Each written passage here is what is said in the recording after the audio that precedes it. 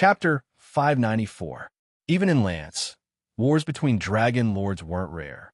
In human kingdoms, wars between two rulers would always be about land, resources, and population. In Lance, however, it was more about trivial matters like not being pleasing to the eye or the fact that one had mocked them at a dragon banquet. Where there was war, there would always be victory and defeat. As the direct guards of the dragon lords, the Draconians were often the main force at the front lines. They were often faced with the difficult choice of becoming prisoners of war or death. As slaves nurtured by the dragon lords, they were implanted with a soul brand from the moment of their birth, forever loyal to their master. There were very few Draconians like Zachary, who had their soul contract completely transferred by the Thunder Dragon arms. When the lords lost the war, Draconians like them could become slaves of the new Dragon Lord. However, as long as the original Dragon Lord did not die, their first loyalty would still be to their old master. Hence, the new master would not trust them and would only ruthlessly extort a ransom from their original master. If the original master of the defeated Draconians refused to pay the ransom, then the new master would have the absolute right to deal with them, either kill them or sell them. Everything was decided by the new master. Hence, when the remaining 67 injured Draconians put down their weapons and chose to become captives, their lives were placed in the hands of their new and old masters. If not for the existence of Zachary, these Draconians would not have easily surrendered even if they fought to the last drop of blood. Now that Zachary had subdued them with his bravery, they dejectedly chose to become Zachary's captives. Remember, they chose to become Zachary's captives instead of surrendering to the Magi. Hence, when Mary floated down from the sky, she discovered that these Draconians had been following behind Zachary the entire time, refusing to bow down to the Magi. Damn, after fighting for so long, didn't this mean that Zachary had a group of personal guards? Before Mary could lose her temper, Dragon Man Zacha had already arrived in front of her respectfully. Lady Mary, although I know this may bring you displeasure, I still insist. I hope to bring these Draconians with me, and let them contribute to my lord's great cause. Mary stood still on the spot, silently watching the majestic Draconid who was covered in blood and bowing. The battle just now had clearly dealt great damage to the lone Draconid. Its left arm was bent at an inconceivable angle. It was obviously broken. The wind essence armor on its upper body was obviously unable to withstand the continuous violent attacks, and had turned into scrap metal, barely hanging there. Meanwhile, its lower body, which was covered in fine azure scales, had become a disaster area for the enemy's attacks. Enormous bloody wounds that were half a meter long could be seen everywhere, as well as dense white broken bones.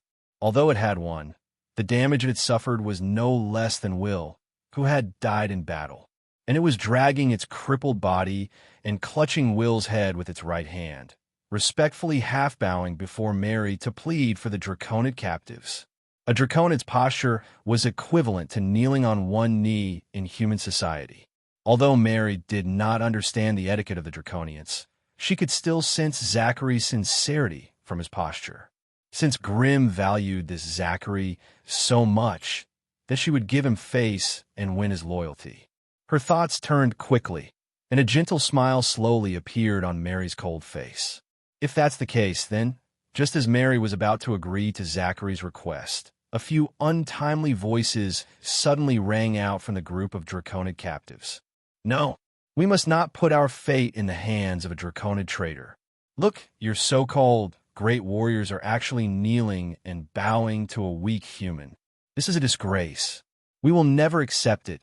Zachary's expression changed drastically, and Mary's face that had just shown a hint of a smile was instantly covered in frost, and her eyes were blood red. With a quick glance, Mary almost instantly caught sight of the owner of those voices. 3 Draconid spellcasters. Apart from the 2 deputy commanders and the Draconid captain, there were 5 other Draconid spellcasters in the group that had surrendered. And now, it was 3 of the 5 Draconid spellcasters who had run out to cause trouble. Perhaps they were used to living a pampered life, and no longer had the eyesight and wisdom to judge the current situation. In order to fight for better treatment and conditions for themselves, they unwisely chose to provoke Mary directly. It couldn't be helped. Since the start of the war, Mary, as the leader of the sorcerers, had never really taken action. Moreover, her delicate and hot body and exquisite and perfect face made it easy for the alien races to classify her as a concubine or a concubine. Therefore, the three draconid spellcasters who did not know what was good for them started to cause trouble unscrupulously. The rage that had been suppressed in Mary's heart for more than a month finally erupted.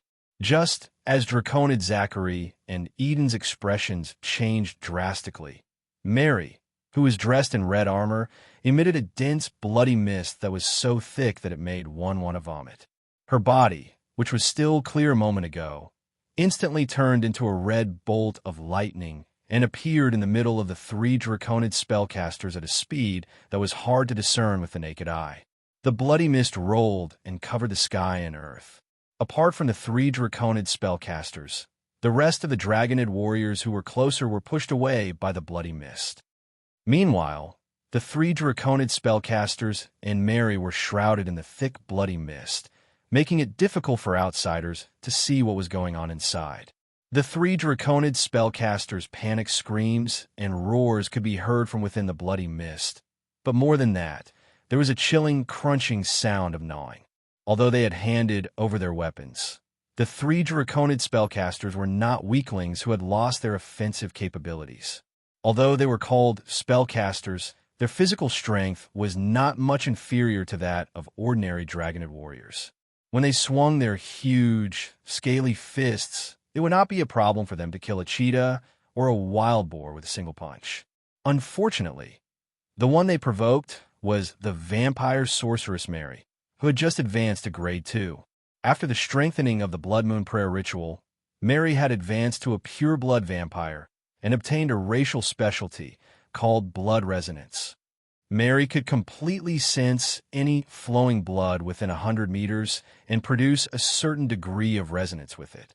If the target creature was not protected by magic, then Mary could even directly make its blood boil. This could no longer be considered as some kind of witchcraft, but a pure racial specialty. This also meant that those weak life forms had completely lost the ability to resist in front of Mary. She did not even need to lift a finger. She only needed to lightly activate the racial specialty, and the other party would die under the boiling blood. And these three Draconid spellcasters, in front of Mary, did not even have the chance to retaliate before they were directly taken down. When the thick, bloody mist gradually returned to Mary's body, everything in the field gradually became clear. The three Draconid spellcasters had already turned into three withered corpses curled up on the ground, without a trace of life. Mary, on the other hand, gently licked her bright and alluring red lips and walked out with a satisfied look on her face. As she walked, she used a clean white handkerchief to gently wipe the splattered blood stains on her face. When she walked in front of Zacha, the handkerchief had already become bright red. Mary turned around like a whirlwind. A chilling expression appeared on her face as she said coldly, "Does anyone else have any objections?" Although her voice was not loud enough, it caused all the Draconid captives to retreat in fear. It was unexpected, truly unexpected, that this hot and beautiful human, which was actually a terrifying Grade 2 powerhouse, and the strength she possessed was enough to obtain the respect of the Draconids. No wonder even the powerful Draconid powerhouses had to bow at her feet. The Draconid captives lowered their heads, no longer daring to look directly at this terrifying witch. "Bring them back. The rest of you, clean up the battlefield." When Draconid Zacha forced himself to lead the Draconids back to the metal fortress, the remaining magi and magic machinery immediately began to meticulously clean up the battlefield. The Crimson family had paid a huge price in this battle. If they wanted to make up for their losses, they could only obtain it from the spoils of war. The damaged magic machinery had to be recovered no matter how damaged it was. Those that had sunk into the smelly pond had to be fished out one by one. Although they had lost their ability to fight, and most of them were just scattered shells, they could still be reforged after being sent back to the metal fortress. The smelting factories, alloy workshops, and assembly workshops that were operating at full capacity within the metal fortress needed raw materials.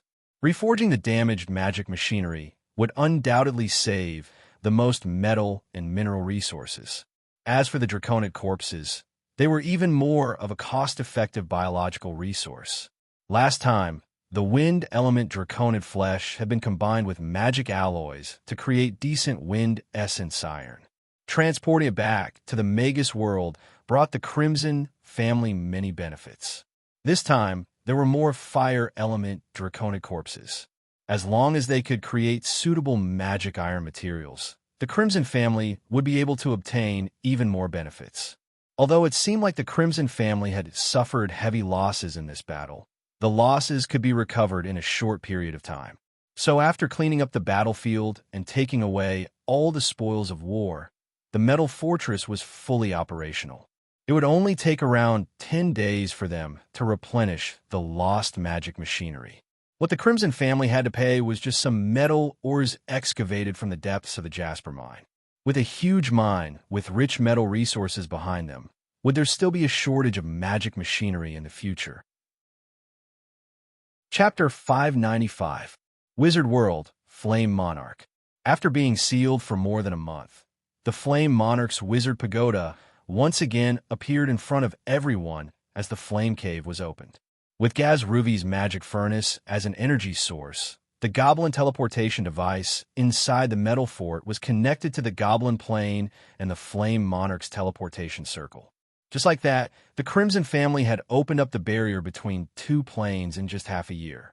The Goblin plane had completely become the Crimson family's secondary plane, and the numerous goblins had become the Crimson family's subordinates. As for the Lance plane, they had only successfully opened up a wedge. If they wanted to develop the resources inside, they would need to continuously invest in it. Therefore, Grimm could only list the Lance plane as a disputed territory. With the Crimson family's current strength, there was no way they could take over a plane like that. They could only spend hundreds of years to slowly gnaw away at it. Now that the Goblin plane was in the Crimson family's pocket, and the Lance plane's stronghold was stabilized, Grimm could finally free up his hands to deal with the Crimson family's worries. After all, the Crimson family's roots were still in the wizard world. If they didn't straighten out their relations in the wizard world, it would be extremely difficult for the family to grow. The Salubo family was the first problem they had to solve for the Crimson family. On the third day after the Flame Cavern was excavated, Grimm's envoy arrived in Ferdinand City and delivered an exquisitely crafted banquet invitation to the Tier 3 sorceress, Lady Sinazar. Along with the invitation was a batch of priceless magic gems, ingredients, and exotic treasures from other worlds. Their initial value was estimated to be around 300,000 magic crystals. After settling the messenger in the Wizard Tower, Wizard Kogan hurried to Lady Sinazar's residence. It was here that he unexpectedly saw Wizard Forgan, who had disappeared for a long time. Ever since the battle with the Flame Monarch, Wizard Forgan had gone into hiding in Ferdinand City and no longer saw anyone. It seemed like he had suffered a mental blow.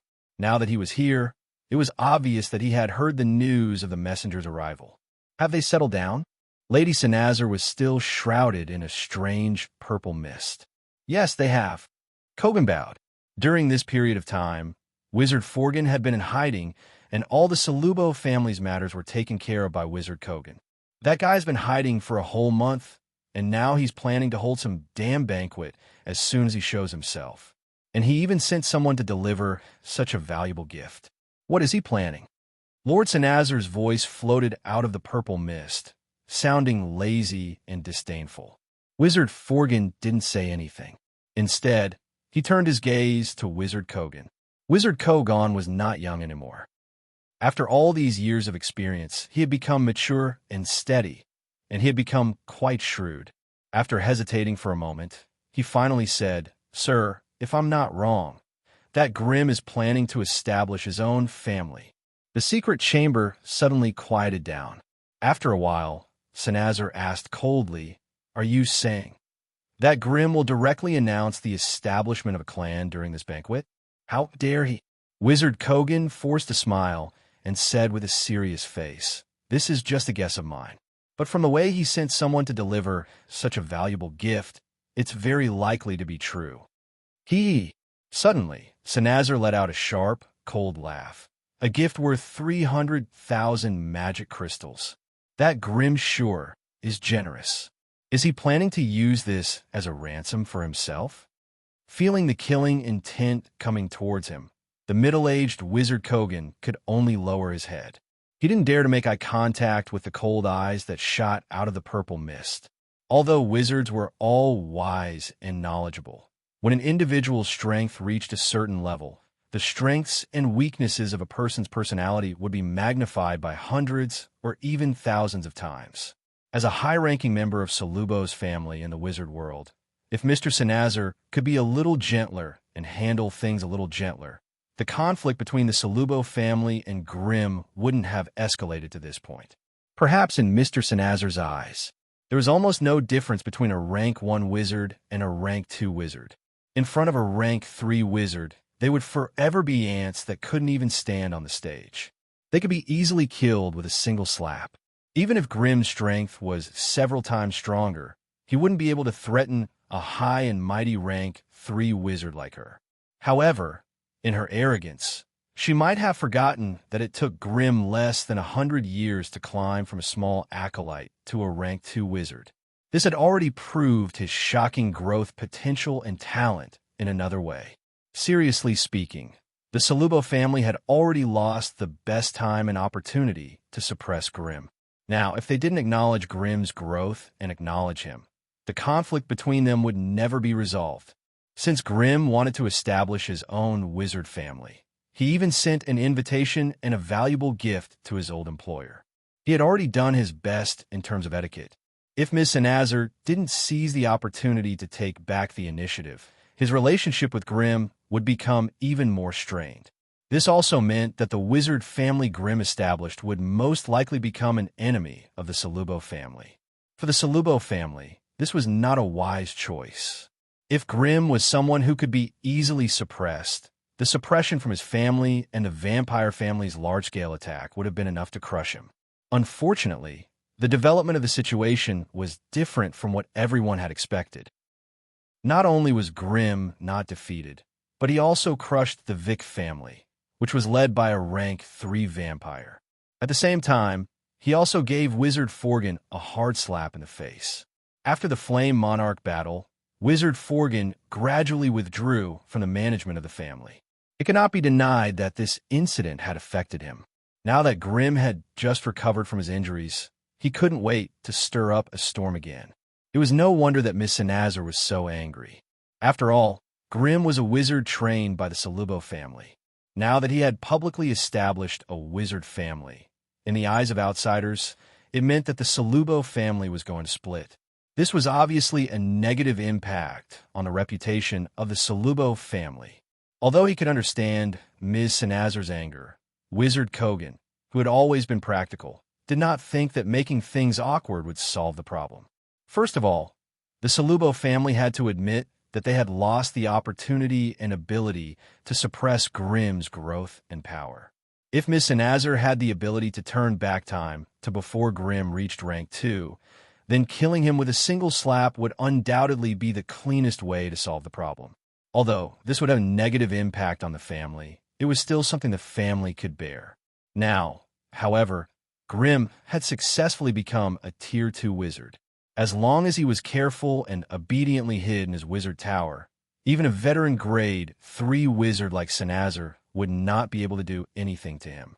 Perhaps this was the main reason why Grimm dared to provoke Miss Senazar's anger and chose to face a rank 3 vampire head-on. Secondly, Wizard Kogan had to admit that Grimm's achievements were all due to his own hard work. As for the help that the Solubo family had given him, it was not as much as others thought. For a novice wizard who had participated in a plane war for less than half a year, Grimm's performance in the Knight's Plane could only be described as amazing. Cold and merciless killing, fierce and efficient fighting, advancing and retreating, bold and meticulous. Even Kogan, a veteran wizard who had been a wizard for more than 100 years, could not help but admire Grimm's ability to make decisions correctly and efficiently. He seemed to have overcome all the flaws in his human nature and could always stay in the calmest and wisest state. Fear, hesitation, confusion. These emotions had never appeared on him before. He was like a cold magic puppet, completely unaffected by the negative emotions of humans. He always put himself in the most advantageous position. If you thought of him as a cold and rational wizard who always put his own interests first, that would not be the case. In many battles in the Knight's Plane, he got along very well with Wizard Mary and the other wizards. On many occasions, he even displayed a kind of courage and heroism that dared to take on responsibilities. This was what Wizard Kogan was confused about. Leyland's performance was simply too good. What he displayed was a quality that a leader-type magus must have. At that time, he was only a newly advanced rank 1 magus. Could it be that in the Night Plane, Grimm had already developed the idea of establishing his own magus family? Although this idea was ridiculous, Wizard Kogan did not know why, but he always felt that this was the most terrifying reality. To put it bluntly, Grimm had grown from a wizard follower to a rank 1 wizard under the watchful eyes of Wizard Kogan. Afterward, he had overtaken Wizard Kogan and successfully became a rank 2 wizard. This might not be a big deal for Grimm, but for someone as proud as Kogan, it was no less than a heavy psychological burden. Every time he woke up in the middle of the night, he could not help but wonder if the path he chose was right or wrong. Therefore, when Wizard Kogan saw Ms. Sanazar's hostility towards Grimm, he felt satisfied, but at the same time, he was worried about the Solubo family. Maybe this was the best way to reconcile with Grimm. Chapter 596. Grimm, who had turned the entire Alovis region upside down, had appeared again. Almost within a day, this short piece of news spread through the entire Tower Forest like a plague. Normally, a Tier 2 magus would not be able to cause such a huge commotion in the Central Continent. After all, there were 400 to 500 sorcerer families in the scattered Tower Forest region. Although rank 2 sorcerers were not common, there were still more than 1,000 of them. However, he was the first Tier 2 sorcerer to single-handedly turn the vampire family, which had a little bit of fame on the sorcerer family rankings, upside down. The defeated Vic clan had lost more than half of their members. Even their patriarch, Heinous, had sustained heavy injuries. However, this was not the worst. What was worse was that as the power of the family declined, the surrounding vampire families became restless. According to the latest news, the 3 great vampire clans, Amy, Snowden, and Moan, had already begun to conspire together. They were prepared to take advantage of the declining strength of the Vic clan to divide them up. In the southwest region of the scattered Tower Forest, these vampires had already become one with each other behind closed doors. Every day, they would hear of the death of a large number of human dignitaries, as well as the change of ownership of territories or manors. However, the Vic family still had 1 Tier 3 and 2 Tier 2 vampires. As long as they gave up the territory in the outer perimeter, defending the ancient bloody castle wouldn't be a problem. However, after experiencing such a storm, it would be difficult for the Vic family to return to their original ranking without a few decades of recuperation. Therefore, there was no need to doubt that the current Vic family had already marked Grimm and Mary as their targets. As long as there was a chance, the grade 3 vampire, Hines, would be able to kill him. Vic would definitely use the cruelest methods to skin them, fry their bones, and dismember their bodies into thousands of pieces. Hence, when Heinous, who was in a precarious situation, heard that Grimm had appeared once again and invited the surrounding Magus families to attend the Magus banquet in the Blazing Flame Monarch, he almost blew his top. After a series of meticulous arrangements and planning, Heinous sneaked out of the ancient blood castle during the night. His whereabouts were unknown. As for the family's 2 Tier 2 vampires, they were left behind in the ancient bloody castle. There was nothing that could be done about it. The Vic family had already become the biggest piece of beef brisket in everyone's eyes. Once the clan's strength was depleted, it would be difficult for them to defend against the joint attack of the other clans with just the traps and defenses in the ancient blood castle. There were still 3 days until the date of Grimm's banquet, but the blazing flame monarch's surroundings were already bustling with activity. A large group of human adventurers, mercenaries, wandering magi, and acolytes had already gathered around the blazing flame monarch and the blazing flame caves. With the blazing flame monarch behind them, there was no need to worry about their safety. They could explore the dark forest without worry and harvest the seemingly endless magical creatures and plants. After opening the flaming caves once more, the blazing flame monarch gave up on her previous attitude of welcoming everyone and began to perform a strict identity check on those who entered. The magi and acolytes who had abandoned the tower in the previous battle were blacklisted and were no longer allowed to appear around the blazing flame monarch. As for the wandering wizards and apprentices who had recently arrived, they could only enter the wizard's pagoda after passing the inspection. Even though it was difficult to gather enough manpower this way, it also suppressed the unstable factors to a minimum. In view of Medusa and Karen's performance in the Lance dimension, Grimm issued an official family order after returning to the blazing flame monarch, accepting their clansmen and subordinates as members of the wizard's pagoda. From then on, the snake demons and chimeras could enjoy the benefits and authority of official members of the Crimson family. They were no longer wild magical creatures that could be hunted down and killed by humans. Grimm had also returned from a Lance dimension with a few of the main forces of the family, as well as a large number of spoils of war. In order to make a name for the upcoming family meeting, Grimm had even heroically placed the level 2 wind dragon he had captured in the lava hall. Of course, Grimm had also taken care of the necessary safety precautions. With the blazing flame monarch's wizard's pagoda in a flame cage and dozens of anti-magic chains locking the wind dragon's body, as well as the level 2 draconian Zatch's constant supervision, it was impossible for the wind dragon to escape. That way, any guest who had passed through the long flame cave and arrived at the lava hall would immediately notice the giant dragon locked in a corner of the hall. It had to be said that the effect of this technique was truly incredible. The wandering wizards who had traveled tens of thousands of miles to the blazing flame monarch to join Grimm could sense the power and extravagance of Grimm's backer the moment they saw the ferocious wind dragon. This was a giant dragon. Moreover, it wasn't just a fledgling or a young dragon. It was a full-grown grade 2 dragon. After all, in the sorcerer world, there hadn't been any traces of a giant dragon for thousands of years. During the battle with the blazing flame monarch, the shocking level 3 giant dragon had made all the wizard families take notice of Grimm's existence. But now, Grimm had actually placed a level 2 giant dragon at the entrance of the wizard's pagoda. Perhaps only those old fellows who had seen the world for a long time would be able to truly understand the meaning behind this. Just this giant dragon alone was enough to attract the attention and amazement of Grimm.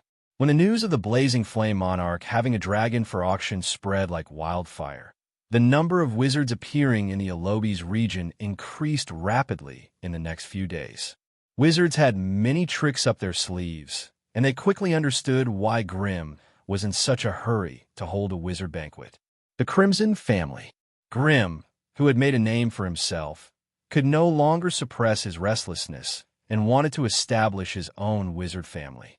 The many wizards in the scattered forest found this news strange, but at the same time, they did not find it strange. What was not strange was that Grimm wanted to establish a wizard family. With his strength and reputation, leaving his original family to establish his own was within everyone's expectations. What was strange was the timing of Grimm establishing the Crimson family. According to most people's estimates, Grimm would need at least 30 years to accumulate enough power to establish a wizard family. After all, a wizard family was a group of wizards, not a single wizard. No matter how powerful Grimm was, he could not be considered a member of a wizard family by himself. Only by slowly accumulating power, gathering enough manpower, and building a family structure that could develop in a healthy manner could such an organization be recognized as a wizard family. Hence, when Grimm recklessly announced his plans, the surrounding wizard families did not have high hopes for him. However, with the gimmick of auctioning a giant dragon, Grimm still managed to attract enough spectators. The banquet was held in the lava hall. Long wooden tables were placed neatly together, and all sorts of delicious delicacies and fragrant wines were placed on them. Delicately designed cold drinks, desserts, and fruits were all available, showing off the hospitality and passion of the host. The temporary maids were carefully selected serpent demon girls. They had exquisite faces and sexy upper bodies. If their snake-like hair and half of their bodies were not considered taboo, the serpent demon girls were a mysterious race that looked very pleasing to the eye. They stood beside the dining table, using the table and tablecloths to cover their snake bodies.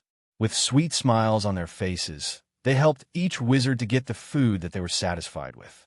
However, only a small number of wizards were interested in the delicacies and beauties. Most of them gathered near the flame cage, holding a glass of wine and pointing at the wind dragon with one or two of their friends. The wizard world had not seen a giant dragon for a long time. Although some large wizard families or organizations had enslaved giant dragons, Grimm was the only one who put them on display and even auctioned them. Especially for those wizards who were looking for dragon blood, dragon bones, or dragon tendons, this was their only chance to get what they wanted. The Wagenhagen family, Congreve family, Juniper family, Gorse family, Bahrain family. In a short period of time, all the mid-sized and small families in the scattered Tower Forest region sent their messengers to attend the banquet. Of course, their main goal was the small auction that would be held after the banquet. Wizard Grimm had promised to sell this rank 2 wind dragon at the auction. To be honest, nothing could make these messengers more satisfied than this promise. A rank 2 wind dragon. If they could buy it and train it, their family would immediately have a powerful rank 2 fighter. What else could increase the family's strength faster than this? As for why Grimm didn't use this wind dragon for himself and instead put it up for auction, everyone could not help but speculate. The most reasonable one was that Grimm's newly established Crimson family lacked the necessary experts to tame such a powerful giant dragon, so he could only exchange it for other resources. Of course, although this was not a complete guess, it was still half correct. The other reason why Grimm wanted to sell the wind dragon was that there were simply too many rank 2 dragons in the Lance Plain. There were at least 80 rank 2 dragons like Chax, if not 100. The Crimson family had already established a firm foothold in the Lance Plain, and their rank 2 team had also taken shape. Those rank 3 dragons could not be provoked, but how could rank 2 dragons be easy to deal with? Within tens of thousands of miles of the Metal Fortress, there were 3 rank 2 dragon lords. This was why Chax was only the first prey to fall into the Crimson family's trap, but it definitely would not be the last. They had to find a way to auction off the wind dragon and open up a market. Chapter 597. Compared to the banquets of other families, the Crimson family's banquet was a little shabby. However, the visiting wizards were not shallow people. What they wanted to see was the future of the Crimson family. As long as they were strong enough and had a strong team of wizards, resources would come sooner or later. Hence, when the banquet started and the core members of the Crimson family made their appearance, all the visiting wizards were a little shocked. The first to walk out of the Flame Monarch's Wizard's Pagoda was naturally the founder of the Crimson family, Grimm. As a Grade 2 sorcerer, he wore a red sorcerer's robe and held the destructive Flame Sorcerer's staff in his hand. He stood alone at the entrance of the Wizard's Pagoda, the fire energy around his body clashing with the dense fire element in the lava hall. Magical flames ignited around him. Sturdy muscles, dark red and glossy skin, and strange tattoos covered his chest and back. Although he was an elemental wizard, he was 2 meters tall and had a well-proportioned body, giving him an almost perfect appearance. His dark red hair hung loosely behind him, almost reaching his waist. Coupled with the dark red glow in his black eyes, Grimm exuded an evil, mysterious, and wise aura of a wizard. Putting everything else aside, just this appearance alone was enough to stir the hearts of the countless female sorcerers present. A scorching heat rose from the bottom of their hearts for no reason. There were 200 to 300 wizards from the various families who had come today, with 30 to 40 of them being level 2 wizards. They were scattered around the lava hall, each of them surrounded by a large group of level 1 wizards. There were about 7 or 8 female sorcerers among these tier 2 sorcerers. Most of them were pretty and had hot bodies. Of course, there were also some who were unique, fat like pigs, or had strange appearances. Those who could become level 2 wizards had more or less undergone drastic changes in their bodies. There were not many parts of their bodies that belonged to humans. The tier 1 sorcerers might not have dared to show their greed towards Grimm, but the tier 2 sorcerers did not. Their eyes were filled with greed and thirst. On the other hand, many young and handsome male sorcerers clustered around them lowered their heads, their eyes flashing with jealousy and hatred. However, they knew that there was a huge gap in strength between them, so they didn't dare to look at Grimm with hatred. Otherwise, if they incurred the wrath of the Magus, no matter how much their lover doted on them, they would not be able to withstand the punishment of a rank 2 Magus. However, just as the group of wizards was in an uproar, the Flame Monarch's wizard pagoda's light gate flickered with a red radiance. Mary, who was dressed in red armor, walked out with graceful steps. The resplendent blood-red pupils that were crystalline and translucent like rubies, the faintly discernible and terrifying blood mist that suffused his entire body, and the enormous mental energy that was so heavy and condensed that it seemed material. Tier 2. This female vampire had also advanced to Tier 2. At this moment, many wizards who knew the inside story silently sighed.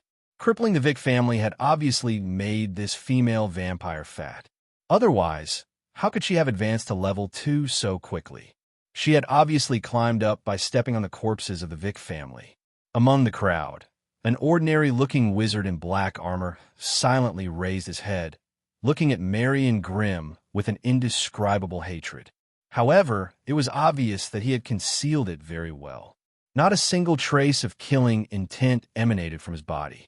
Naturally, he did not alert the 2 Tier 2 sorcerers on the platform. Just as the wizards were silently sizing up this terrifying female vampire, the wizard's pagoda's light gate flashed once again, and the Dragon Man Zachary walked out with steady steps. The third level 2, the expressions of many representatives of the wizard families turned serious.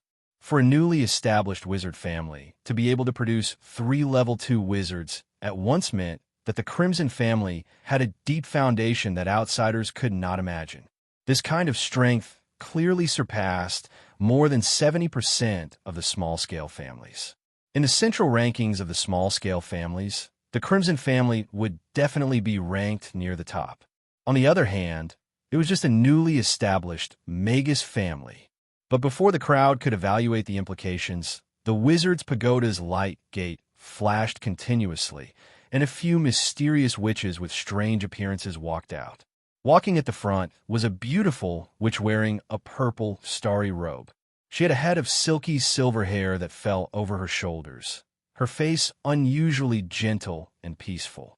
Her long and narrow phoenix eyes had a pair of azure pupils that were as bright as stars, giving off an unusually enchanting and mysterious vibe. Behind her, there were 2 powerful witches with different appearances. One was a muscular man, wearing a black eye patch and carrying a thick wooden staff on his shoulder. That was Sophia. The other was a cold beauty dressed in an azure frosty dress, surrounded by a cold aura. That was Chef. Behind Sophia and Shave, there were 5 female magi, some old and some young. All of them had solemn expressions and determined gazes. With one look, one could tell that they were elites nurtured by large families. Alice. It's Alice, the leader of the Fate Witches from the north. Yeah, I heard that she was very close to Grimm. I didn't expect her to bring people here to support him. The crowd immediately began to whisper to each other cautiously. Many of the wizards who knew the inside story were acting as sources of information, showing off their secrets to their companions. More sorcerers were secretly looking at the 2 in the crowd, waiting to watch a good show. As a representative of the Salubo family, Wizard Forgan felt extremely awkward at this moment. Be it Grimm, Mary, or the Fate Witch Alice, they were all members of the Salubo family in the past.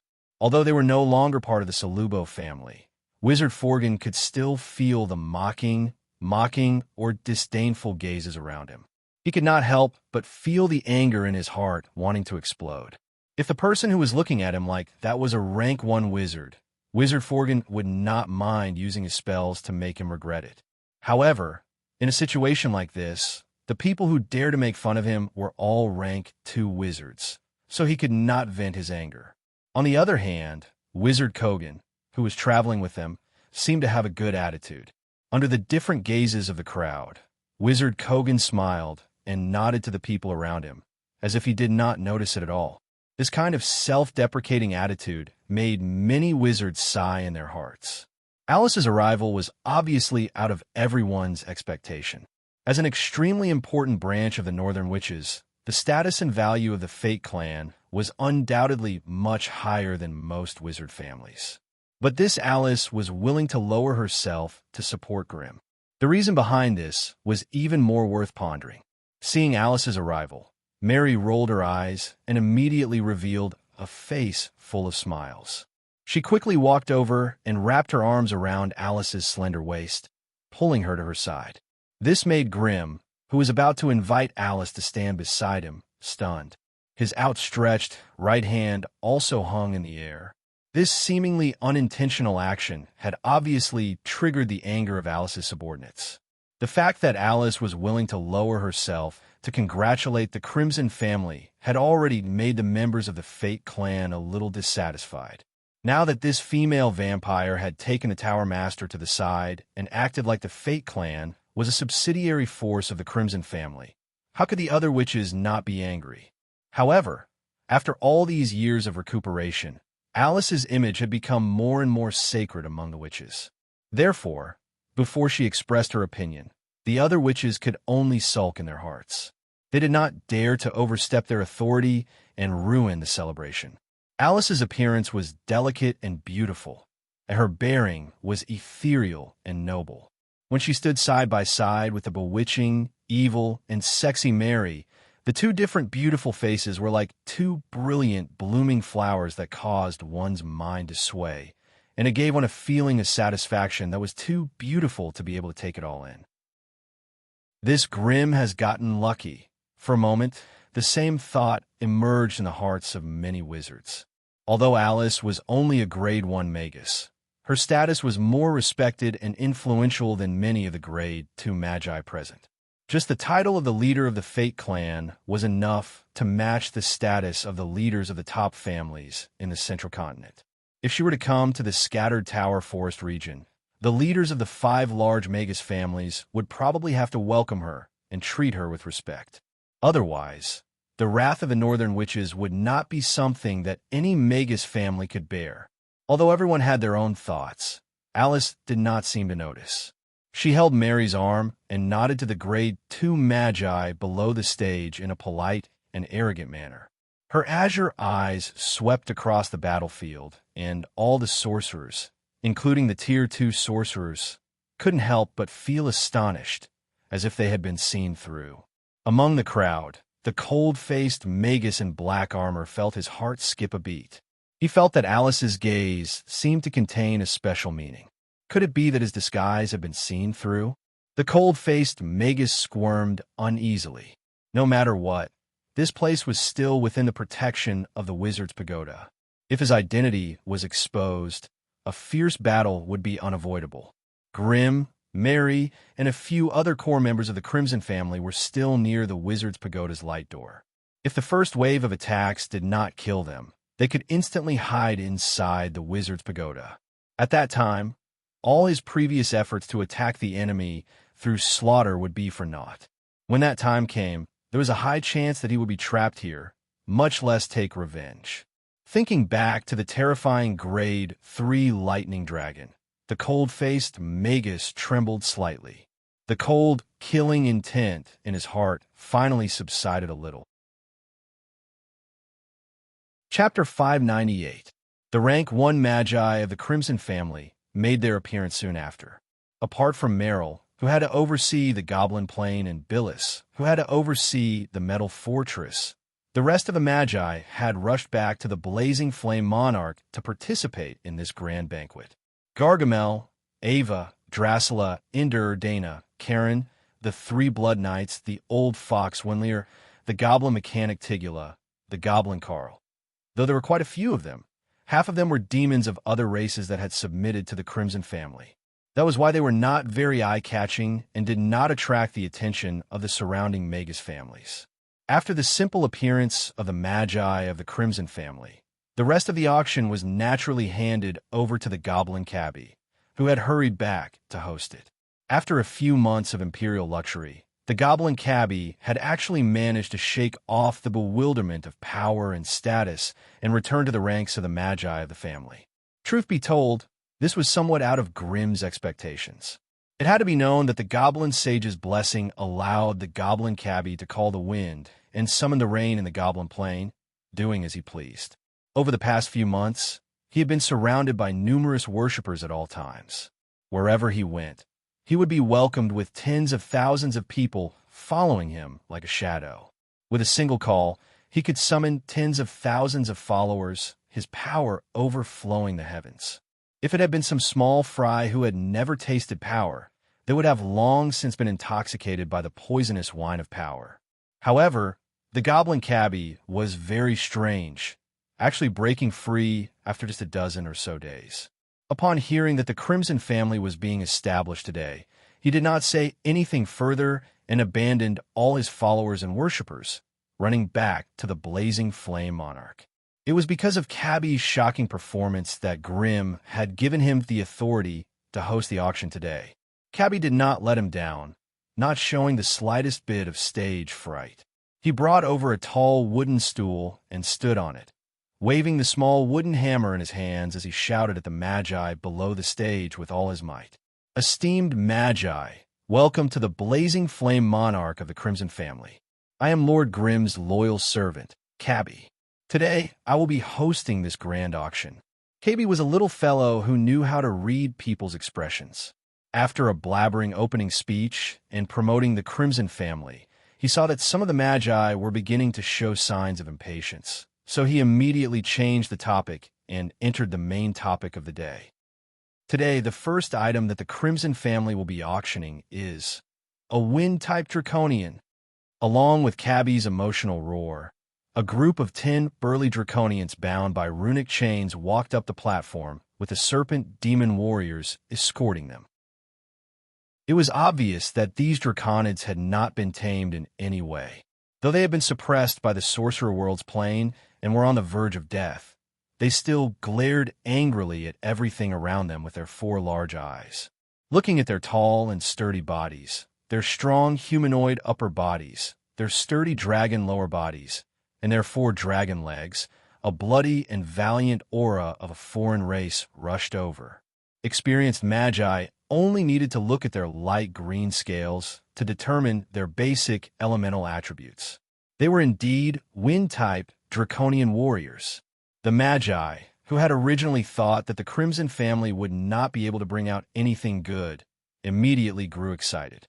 They all rushed to the front of the platform and used their spiritual force to examine the quality of these draconian warriors. They were rank 1 draconian warriors, and they were the first generation of draconian guards with the bloodline of dragons. This meant that they were guards personally nurtured by the dragon race, and not mixed blood draconians that had been passed down for who knew how many generations. While draconians were not true dragons, they were the first generation of servants. Adding on to their huge bodies, if their blood was extracted and purified, it would be 70 to 80% as effective as true dragon blood. If they were bred in captivity on a large scale, it meant that they would be able to obtain an endless supply of pseudo-dragon blood. For Magi who urgently needed large amounts of high-quality blood from magical beasts, this was something that could not be more beneficial. Moreover, adult draconians were all qualified rank 1 warriors. As long as they could be tamed, they would immediately gain a batch of loyal fighters. Hence, after a simple appraisal, the Magi could not help but start bidding. The price of the 10 draconian warriors rose rapidly, from the starting price of 3,000 magic crystals to 70,000. At this point, normal wandering Magi would not be able to buy them. Hence, the focus of the auction shifted to the representatives of the Magi families. A mere 10 draconians would not be able to attract the interest of the rank 2 Magi. Most of the bidders were representatives of smaller families. Even though they were more interested in the rank 2 giant dragon, they knew that it was not a competition that their families could participate in. Hence, it was not a bad choice for them to get some leftovers before the main product was produced. In the end, the Fane family's Magi bought the batch of 10 draconians for 83,000 magic crystals. After the batch of draconians was escorted away, the goblin cabbie rubbed his hands excitedly after completing the first transaction. He shouted for the guards of the wizard's pagoda to bring out the second batch of auction items. 3 magical androids with gnome logos carried a huge metal chest onto the platform. When they opened one side of the chest, the neatly stacked metal armor and magical longswords were immediately revealed. When the dark red light of the lava hall shone on the armor and longswords, a thick aura of wind immediately rushed toward them. The goblin cabbie, who had been shouting on the stage a moment ago, immediately turned into a weapon master. He took out a longsword and a set of armor from the metal chest, displaying them in front of the many Magi. These magical weapons and armor were made from wind essence iron. They were special alchemy items that could not be found anywhere else. The goblin cabbie was like a clown as he brandished the magical longsword that was half a head taller than him. A half-meter-long wind blade shot out from the light green tip of the sword. The wind blade tore through the air, crossing a distance of 70 meters and leaving a deep mark on a towering lava pillar. The wind blade technique. Its power could reach up to 45 degrees. Even though this was not a powerful piece of wizard equipment to most Magi, it would not be a problem for them to arm a noble's private army and sweep through the surrounding territories of the nobles. After demonstrating the long sword, the goblin cabbie turned his attention to the wind essence armor. When he raised the wind essence sword and tried to stab the armor, a familiar aura of wind surged out from within the armor, forming a small tornado. Thus, the long sword in the goblin cabbie's hand was swept aside by the rapidly spinning tornado. If this was a battle of life and death where every second mattered, this kind of deviation would be enough to determine the victor between 2 evenly matched warriors. The tornado was 60 degrees. With this kind of power, it could withstand dozens of long-range arrow attacks, or more than 5 violent close-range attacks from a human warrior. This kind of equipment was definitely not suitable for Magi, but it was a good choice to buy it to arm Magi guards. Hence, a few interested Magi could not help but bid, causing the auctioneer cabbie to shout excitedly on the stage. Half an hour later, this batch of 70 sets of weapons and armor made from wind essence iron was sold at the price of 17,000 magic crystals. The auction continued enthusiastically. One by one, the auction items were carried onto the stage and landed in the hands of the Magi below. The number of magic crystals obtained by the Crimson family was also rising rapidly, causing the Magi of the family to smile from ear to ear. The prosperity of the family also indicated that their welfare in the future would also rise along with the tide. Lord Grimm was not a stingy fellow in this aspect. Wind element dragonkin warriors, wind essence armor and longsword, magic engineering robots, dragon tooth amulets, arcane muskets, large amounts of magic gems, and countless rare materials from other worlds. These were the resources that Grimm had plundered from the Goblin Plain and Lance Plain. After removing the core knowledge and secrets, they were just ordinary items. Even so, they had brought the Crimson family a profit of 1,400,000 magic crystals.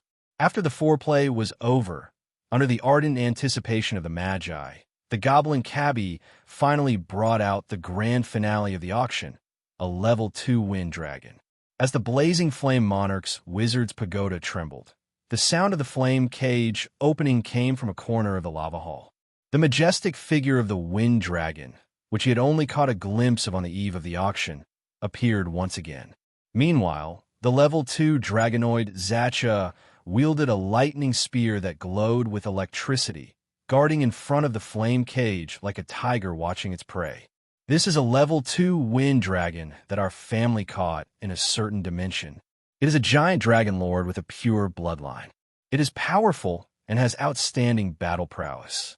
If any magus can tame it and turn it into a mount, their strength will increase by at least 30 to 40%. Its starting price is 1,200,000 magic crystals, and the highest bidder wins. Is anyone willing to bid?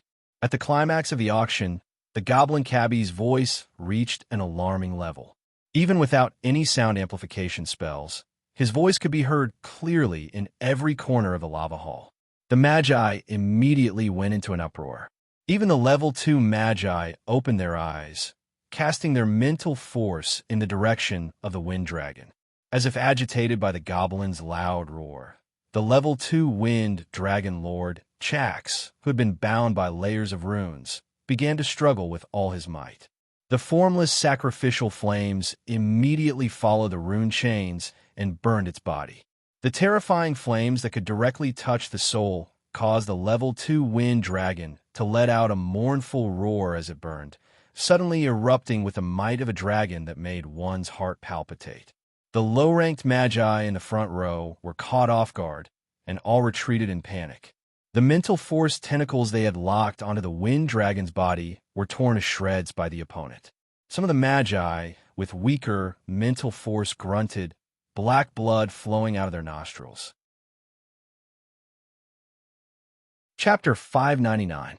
As the finale, the auction for the wind dragon was exceptionally popular. The wizards from various wizard families bid for it, causing the price of the wind dragon to skyrocket. It quickly rose from 1,200,000 magic crystals to 1,900,000 magic crystals. Such a terrifying figure not only kept the wandering wizards out of the bidding, but even the wizards from smaller families could only shake their heads and sigh, silently watching the level 2 wizards fight for the wind dragon. In terms of combat ability, a level 2 giant dragon could defeat 3 to 4 magical beasts of the same level. Hence, its price was more than 3 to 4 times higher than an ordinary level 2 magical beast. However, such a price was not enough to scare off the wizards from the families who had come prepared. Even the onlookers couldn't help but feel pained when they saw them shouting out the numbers one after another with red faces and thick necks. Amidst the shouts, the price of the wind dragon also rose by the tens of thousands within the wizard's pagoda. The wizards belonging to the Crimson family had already dispersed before the auction ended. Some went to the Goblin dimension to hold the fort, while others went to the Lance dimension to train their wizard techniques. In the blink of an eye, only Grim, Mary, Alice, and the Dragon Devourer Ollie were left in the wizard's pagoda. Seeing that the wind dragon she had set her eyes on had become the prey of others, the expression of the black-robed lady, Ollie, was not any better. However, this wind dragon was the spoils of war for the Crimson family. She had not contributed to it, nor had she put in any effort. Hence, she did not have the right to demand an exorbitant price from Grim. Furthermore, Ollie had just rejected Grim's invitation to join the Crimson family not long ago. She had no reason to make such an unreasonable request. After spending more than half a month together, Ollie had to admit that this young and handsome level 2 wizard was indeed a charming fellow. Not only was his own strength unfathomable, he also had many tricks up his sleeve for his subordinates. Setting everything else aside, just the Tier 2 vampire and Tier 2 dragonoid alone were enough to prove that they possessed extraordinary talent. However, even though they were powerful, Ollie did not take them seriously. Instead, it was the other level 1 small fry that shocked her. What is the Witch of Destiny? Could it be the legendary Great Prophet? That Alice was clearly only at the first step. But for some reason, every time their gazes met, she would feel her heart tremble, as if she was completely seen through by the strange feeling of being completely seen through. This feeling was very strange, and it was something she had never felt from other powerful creatures. The other party's clear blue eyes seemed to be able to see through one's heart and directly see the deepest and most secret memories in Olena's heart. Although this feeling was ridiculous, it had obviously made Ollie restless. the anxiety brought by the mysterious, which also successfully dispelled the depression of losing the wind dragon. Olina hid in a corner of the witchcraft hall. She seemed to be concentrating on the auction scene projected on the light screen, but in fact, most of her mind was still quietly studying the strangeness of the mysterious witch. These days, she had also become familiar with the Crimson family's wizards. Perhaps she could find a chance to find out more about this mysterious witch from them. While Olina was feeling uneasy, Grim and Alice were talking about something even more secretive. "You're saying that the grade 3 vampire, Hines, was here before?" "Yes. I felt his aura as soon as I arrived. However, in order to avoid disturbing today's banquet, I could only project a dangerous aura into his soul and scare him away. You've been using the power of destiny so frequently. Don't you care about the backlash of destiny?" Alice faintly sighed. All those who try to control the power of destiny will eventually fall to the backlash of destiny. This is a kind of fate and also a kind of inevitability. Since there's no escape, why should I struggle? But isn't the first witch of destiny still alive? She must have some method to avoid the backlash of destiny to be able to live for so long. Grim was still frowning in thought. "It's useless." Alice sighed again. "I can roughly guess the method she used to avoid the backlash of destiny. It's an extremely dangerous path. Once danger comes, the risk she'll face will not be much greater than the backlash of destiny. So, don't waste too much of the power of destiny on trivial matters. Don't forget, the power of destiny is closely related to your life. Wasting the power of destiny is the same as wasting your own life. Right? You said last time that participating in some major events that can decide the future of the plane will allow you to collect large amounts of the power of destiny. How's the experiment going? What did you gain from the war in the Goblin Plane?" Hearing this, Alice revealed a sweet smile. "I didn't expect you to care about me. That last Mary made me your subordinate today. How do you feel? Do you feel anything special?" "What else can I feel? You're my slave. Don't forget, we signed a soul contract." Grim smiled slyly, his eyes full of ambiguity and reminiscence. Alice couldn't help but feel angry. She was young and ignorant when she was an acolyte, and was tricked by him into signing a soul contract. Now that Alice had become a witch of destiny, the soul contract had long since become fuzzy and ineffective. With Alice's current strength, she could have cut off the soul connection between her and this bad fellow long ago. However, for the sake of convenience and communication, Alice had deliberately kept it. Now, this shameless fellow was using it to tease her. Thinking back to the willfulness and nonsense she had caused as an acolyte, Alice blushed unknowingly, feeling extremely shy. "Don't just be shy. You haven't answered my question. Did the war in the Goblin Plane help you?" Grim seemed to have some plans in mind and kept asking. Of course it helped, and it helped a lot. Alice's thoughts changed, and she stopped acting like a little girl, once again turning into the shrewd and far-sighted leader of the faction. "According to my calculations, I collected at least 3,700 units of the power of destiny from that battle in the Steel City." 3,700 units of the power of destiny? That doesn't sound like a lot. Grim couldn't help but pout. Alice rolled her eyes at him in annoyance. "Ignorant brat. Let me give you a lesson." Alice explained helplessly. "Do you know how much power of destiny I get from the daily rituals in the Tower of Destiny? 2 units. Do you know how much power of destiny I need to conduct a divination ritual? 30 units. As the strength of the divination item or person increases, the amount of power of destiny consumed will fluctuate greatly. Normally speaking, the consumption of power of destiny will double every time the divination item or person increases in rank." Grim swallowed with difficulty. "You're saying that divining the whereabouts of a rank 1 magus only consumes 30 units of power of destiny? Divining the whereabouts of a rank 2 magus requires 60 units, and rank 3 requires 120 units. That's just the basic consumption." Alice's eyes were filled with sorrow. "In my Tower of Destiny, With the help of the astrological platform and other supporting facilities, this consumption can be halved. However, if the target creature also uses some method or ability to interfere with the perception of destiny, the consumption of power of destiny will become even more difficult to control. Once the accumulated power of destiny isn't enough to support a destiny spell, one can only rely on one's own life force to make up for the rest. This might be one of the main reasons why there are so many destiny witches.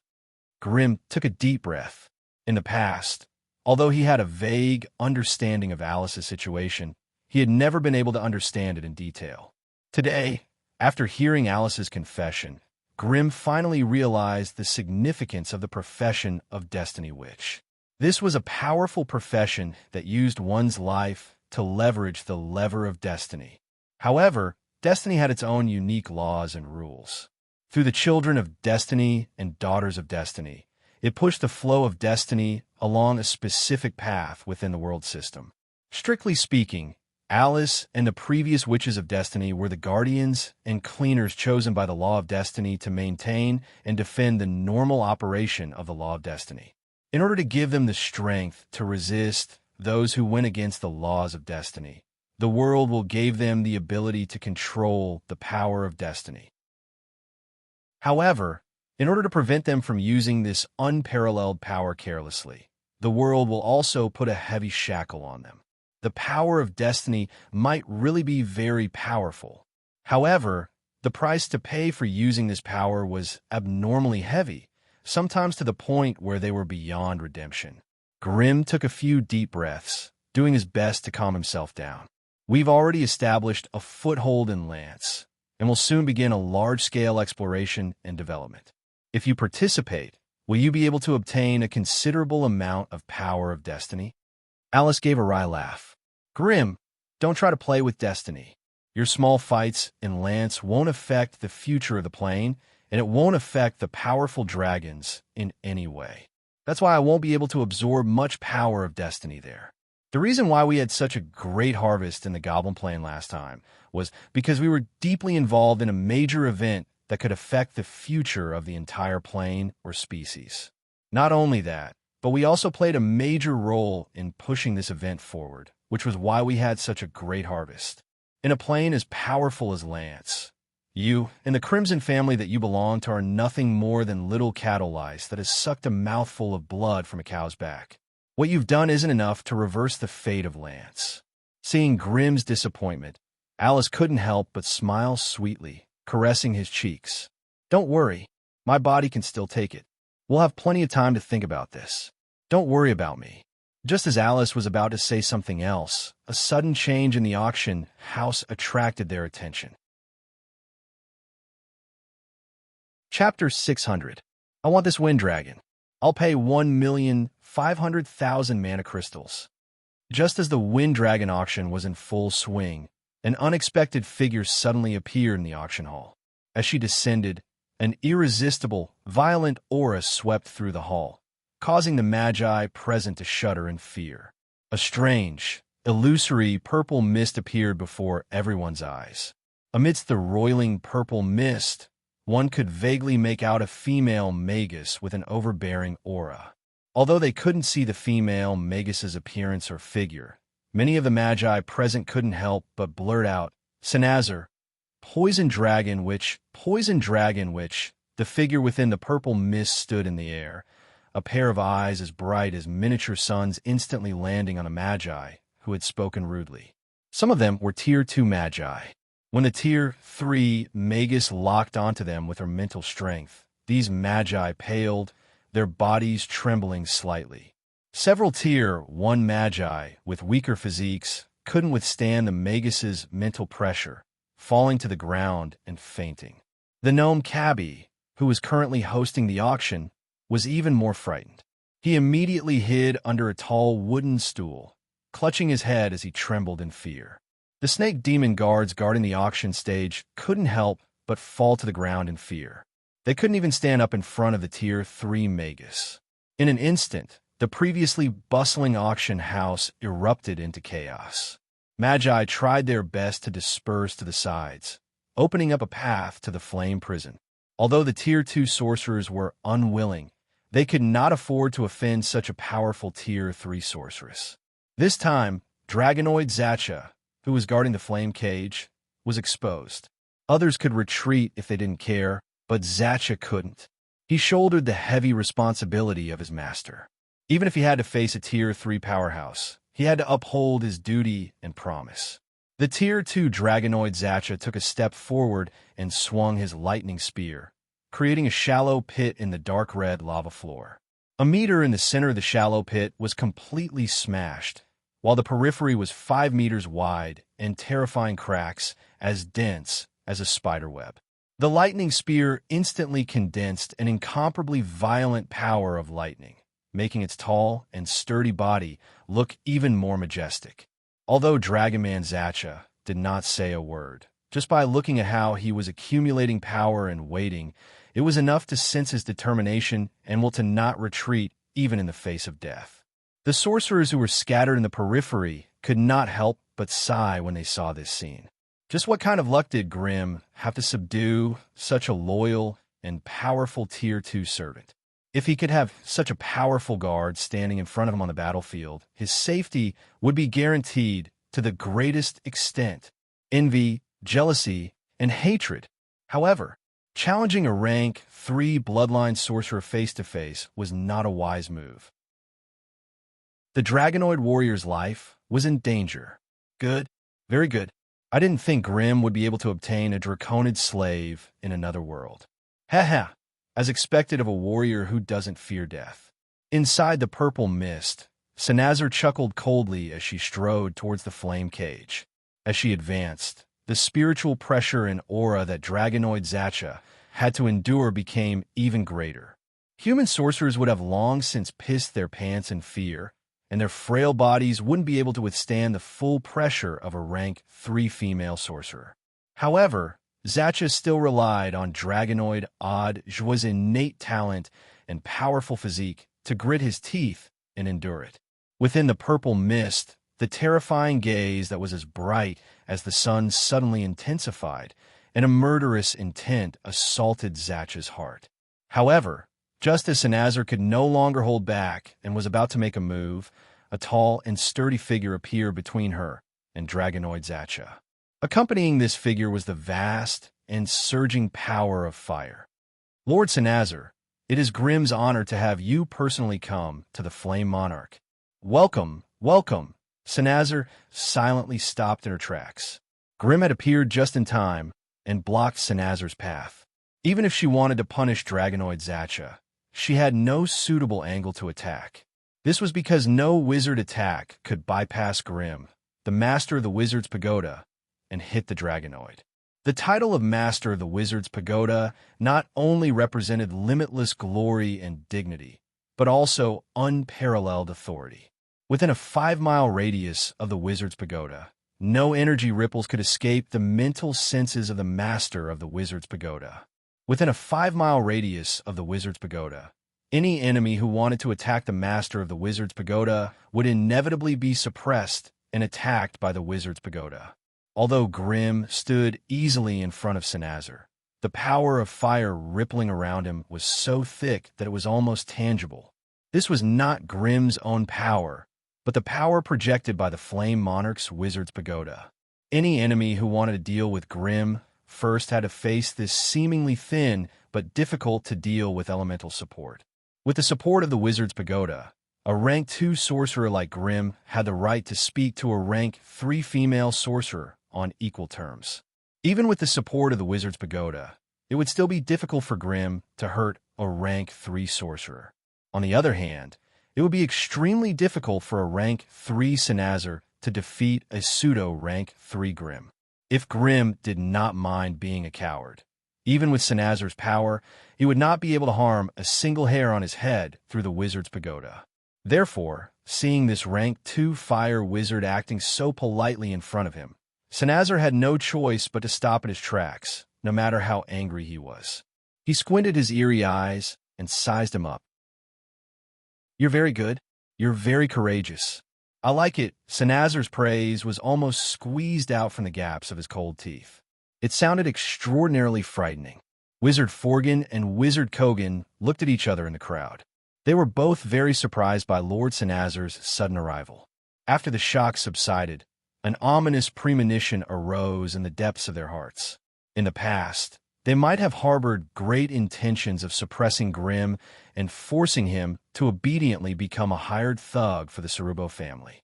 However, after seeing the Crimson family's background, they had already thrown such unrealistic thoughts to the back of their minds. All that was left was to think about how to maintain a relationship and cooperate with the other party.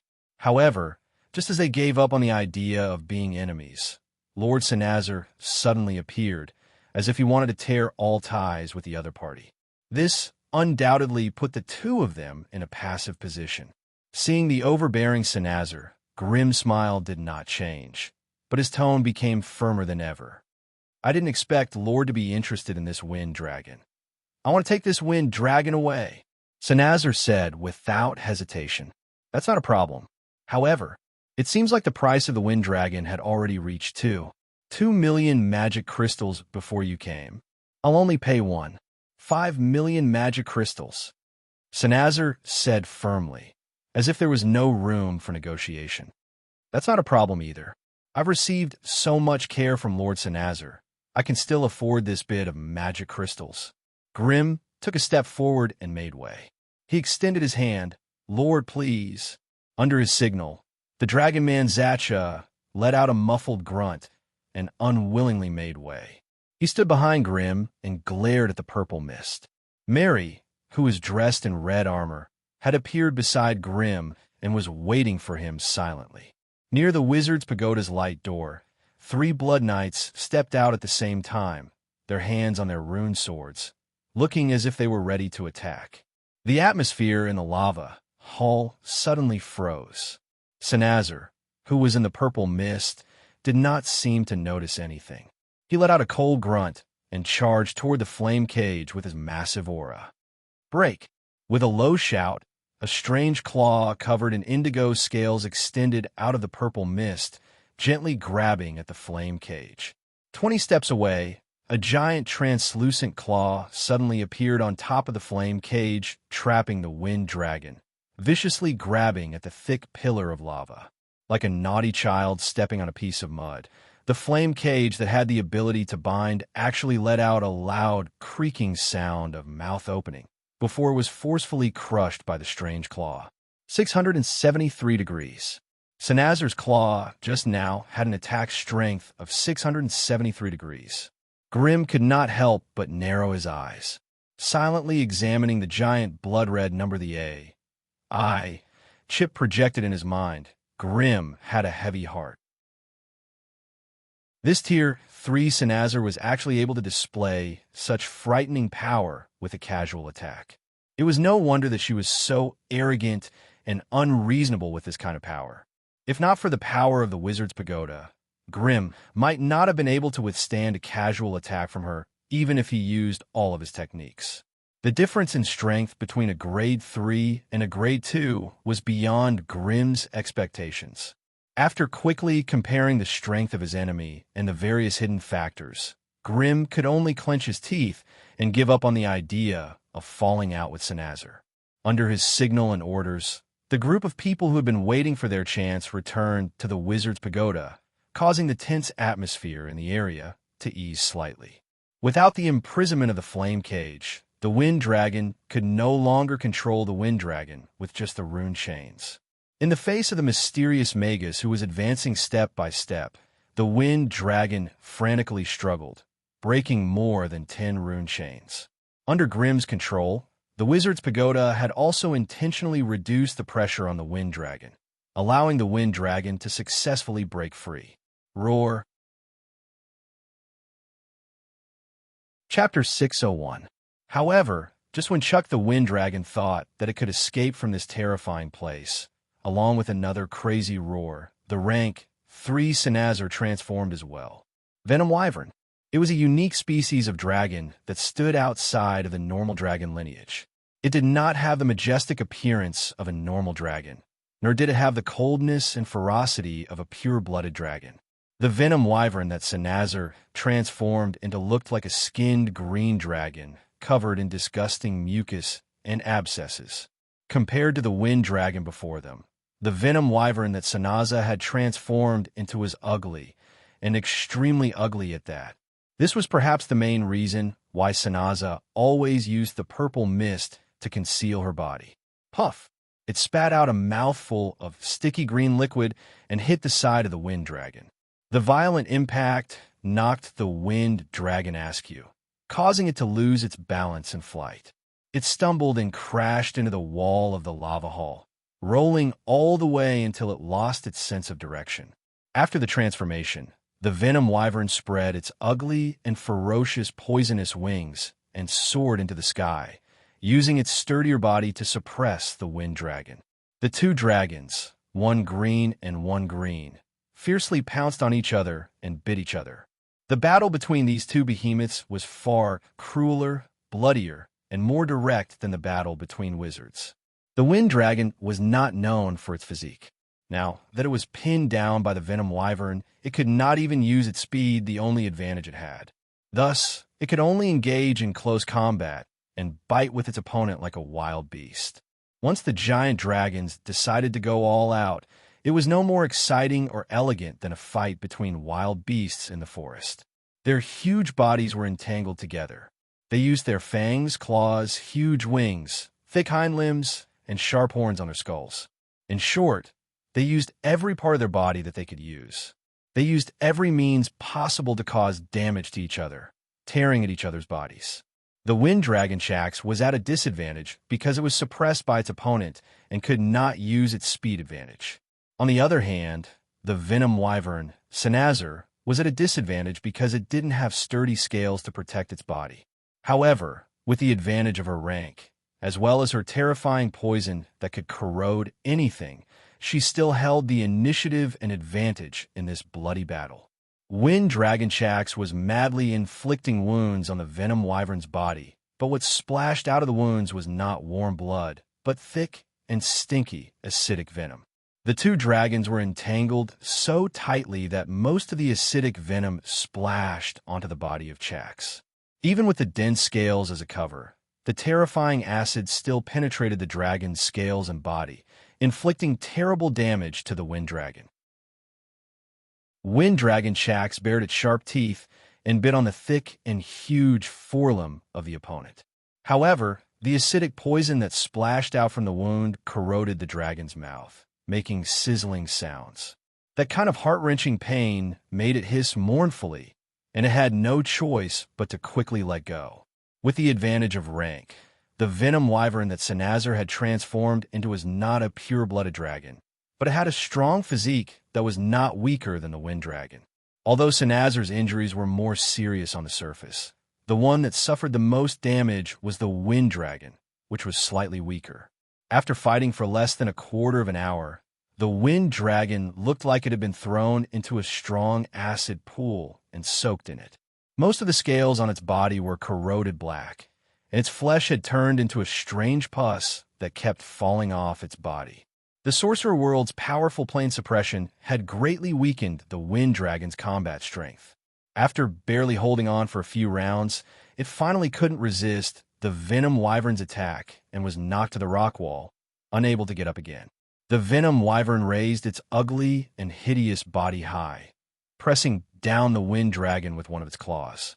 It turned around and let out a terrifying roar at the many sorcerers in the lava hall.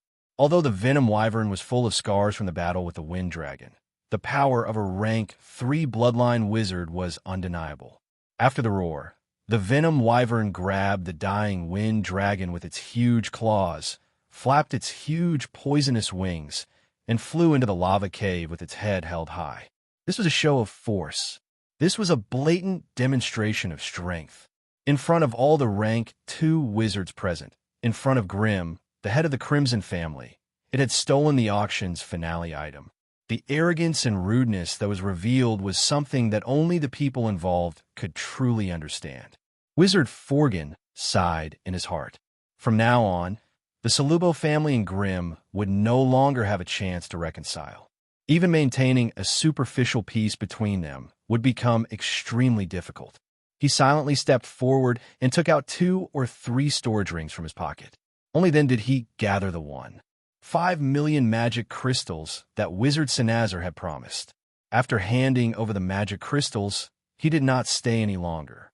Instead, he turned around and left with Wizard Kogan with a heavy expression. All the wizards gathered in the lava hall looked at each other. Although they were all dissatisfied with the rank 3 Senazar forcefully stealing the Wind Dragon's heart, none of them dared to say anything. However, after witnessing Senazar's powerful strength and wild attitude in battle, none of the magi present dared to say a word. Silently shaking their heads and sighing, the wizards all left the flame cave. Just like that, the Crimson family's newly established banquet that Grimm had meticulously prepared ended on a sour note. Lance Plain, a fierce battle was going on outside the metal fort. One side was made up of thousands of battle magical machines, while the other side was made up of a single human. No, to be precise, it was a dragon, an abnormally fat fire dragon lady. Compared to the streamlined body of other giant dragons, the fire dragon lady in front of them was not only fat, but her body was also a few times bigger than normal giant dragons.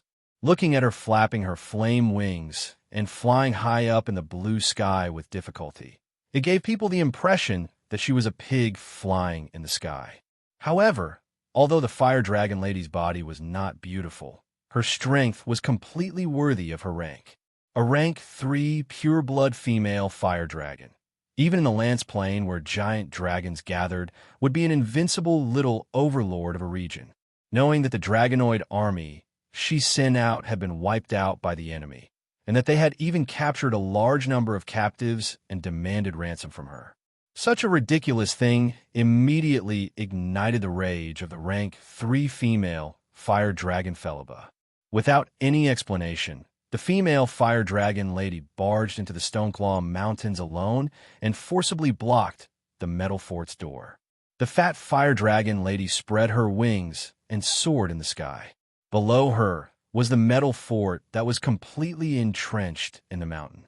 Every time the fire dragon lady lowered her body a little, tens or even hundreds of energy beams would shoot out from the ground. These energy beams shot onto the fire dragon lady's bright red dragon scales, and most of them were deflected to the side. Only a small portion passed through the gaps between the dragon scales and caused some minor damage. The fire dragon lady groaned repeatedly, enduring the constant stabbing pain in her body, and bent down to retaliate with a grand and long breath of flames. In the blink of an eye, a path of flames that was 7 to 8 meters wide and nearly half a mile long appeared on the ground in front of the metal fort. The combat magic machines that were madly shooting at the sky were stuck to their bodies by the sticky and dense flames of the dragon's breath. Often, they could not escape the fire path in time before they were burned red and then melted and collapsed. However, the rest of the combat magic machines did not seem to feel it at all. They still raised their hands high and fired even denser and more ferocious metal bullets from their pitch-black muzzles. Although these magic-driven metal bullets could not completely harm the fire dragon lady's body, they still caused a lot of minor damage. At the very least, the flame barrier and flame shield that the fire dragon lady condensed usually could not last more than 10 seconds before they were scattered by the dense barrage of bullets. Therefore, if the fire dragon lady wanted to truly attack the metal fort's gate, she would have to endure the dense barrage of nearly 100 combat magic machines. And when she lowered her body to cut off these obstructing iron lumps first, the 2 magic cannons that extended out from inside the metal fort would shoot out compressed energy bullets with an energy intensity of up to 320 degrees. Even with Philibba's outstanding magic resistance as a Tier 3 fire dragon, being hit by a cannon would still hurt to the bone. If she was careless and caught by the defensive magic machines on the ground while moving, then the pain would not be something that could be endured with just a few hits. Without paying a bit of a bloody lesson, even with the fire dragon lady's strength, it would be difficult for her to escape from the combination of cannons and ants. After trying to attack a few times to no avail, the fire dragon lady Philibba immediately became furious. Dragon Transformation. This was a transformation ability unique to pure-blooded dragons. The female fire dragon that was as huge as a small mountain instantly shrank and transformed into a 2-meter-tall, fiery human girl. The fire dragon's bright red dragon scales transformed into a red armor that covered her body. In addition to 2 huge, flaming copper hammers that came out of nowhere, Philippa waved them and rushed into the swarm of magic machines. The dragon's breath swept across, and the copper hammers rolled. So in the next second, 5 or 6 magic machines flew into the sky under a violent wave of force. Countless metal fragments and mechanical parts splashing in all directions like raindrops. The Archer-type magic machine shell was still too weak and could not withstand a violent blow from the Tier 3 Fire Dragon Lady. Therefore, under the control of Gazruvi, who was hidden behind the scenes, all the Archer-type magic machines that served as long-range attackers fled from the Fire Dragon Lady's side, while the defensive magic machines that served as meat shields surrounded her, ready to start a close combat strangulation battle. Chapter 602. It had to be said that even though Fire Dragon Girl had transformed into a human form, she still had unparalleled strength. With 27 points of physical strength, she had almost transformed into a beast in human form. When she waved the 2 huge, flaming hammers and rushed left and right in the group of magic weapons, she could not meet any individual that could stop her. Looking down from the sky, one could clearly see that wherever a fiery red figure went, there were broken metal shells flying in the air and metal parts all over the sky. Behind her was a winding broken path. The surroundings of the path were filled with the remains of broken magic machines, their bodies already twisted and broken beyond recognition. Around the red figure, there were even more magic weapons that were frantically pouncing at her, and after a few flicks of the fingers, they received an unbearable heavy blow. But even so, the battle demon machines continued to charge at Fire Dragon Girl. The 2 magic energy cannons that protruded from the thick metal walls of the metal fortress would fire 2 compressed energy bullets almost every 15 flicks of the fingers. But without exception, they were all dodged by Fire Dragon Girl with the agility and flexibility of her body. Even if the magic weapons were too entangled and could not be dodged in time, she could still use the huge flaming hammers in her hands to block the compressed energy bullets. These 2 flaming hammers were obviously not ordinary items, and they were always burning with purple magic flames. Every time Fire Dragon Girl swung or blocked with great force, circles of flame ripples would erupt from it. Even the compressed energy bullets would be weakened by more than half when they encountered these flame ripples.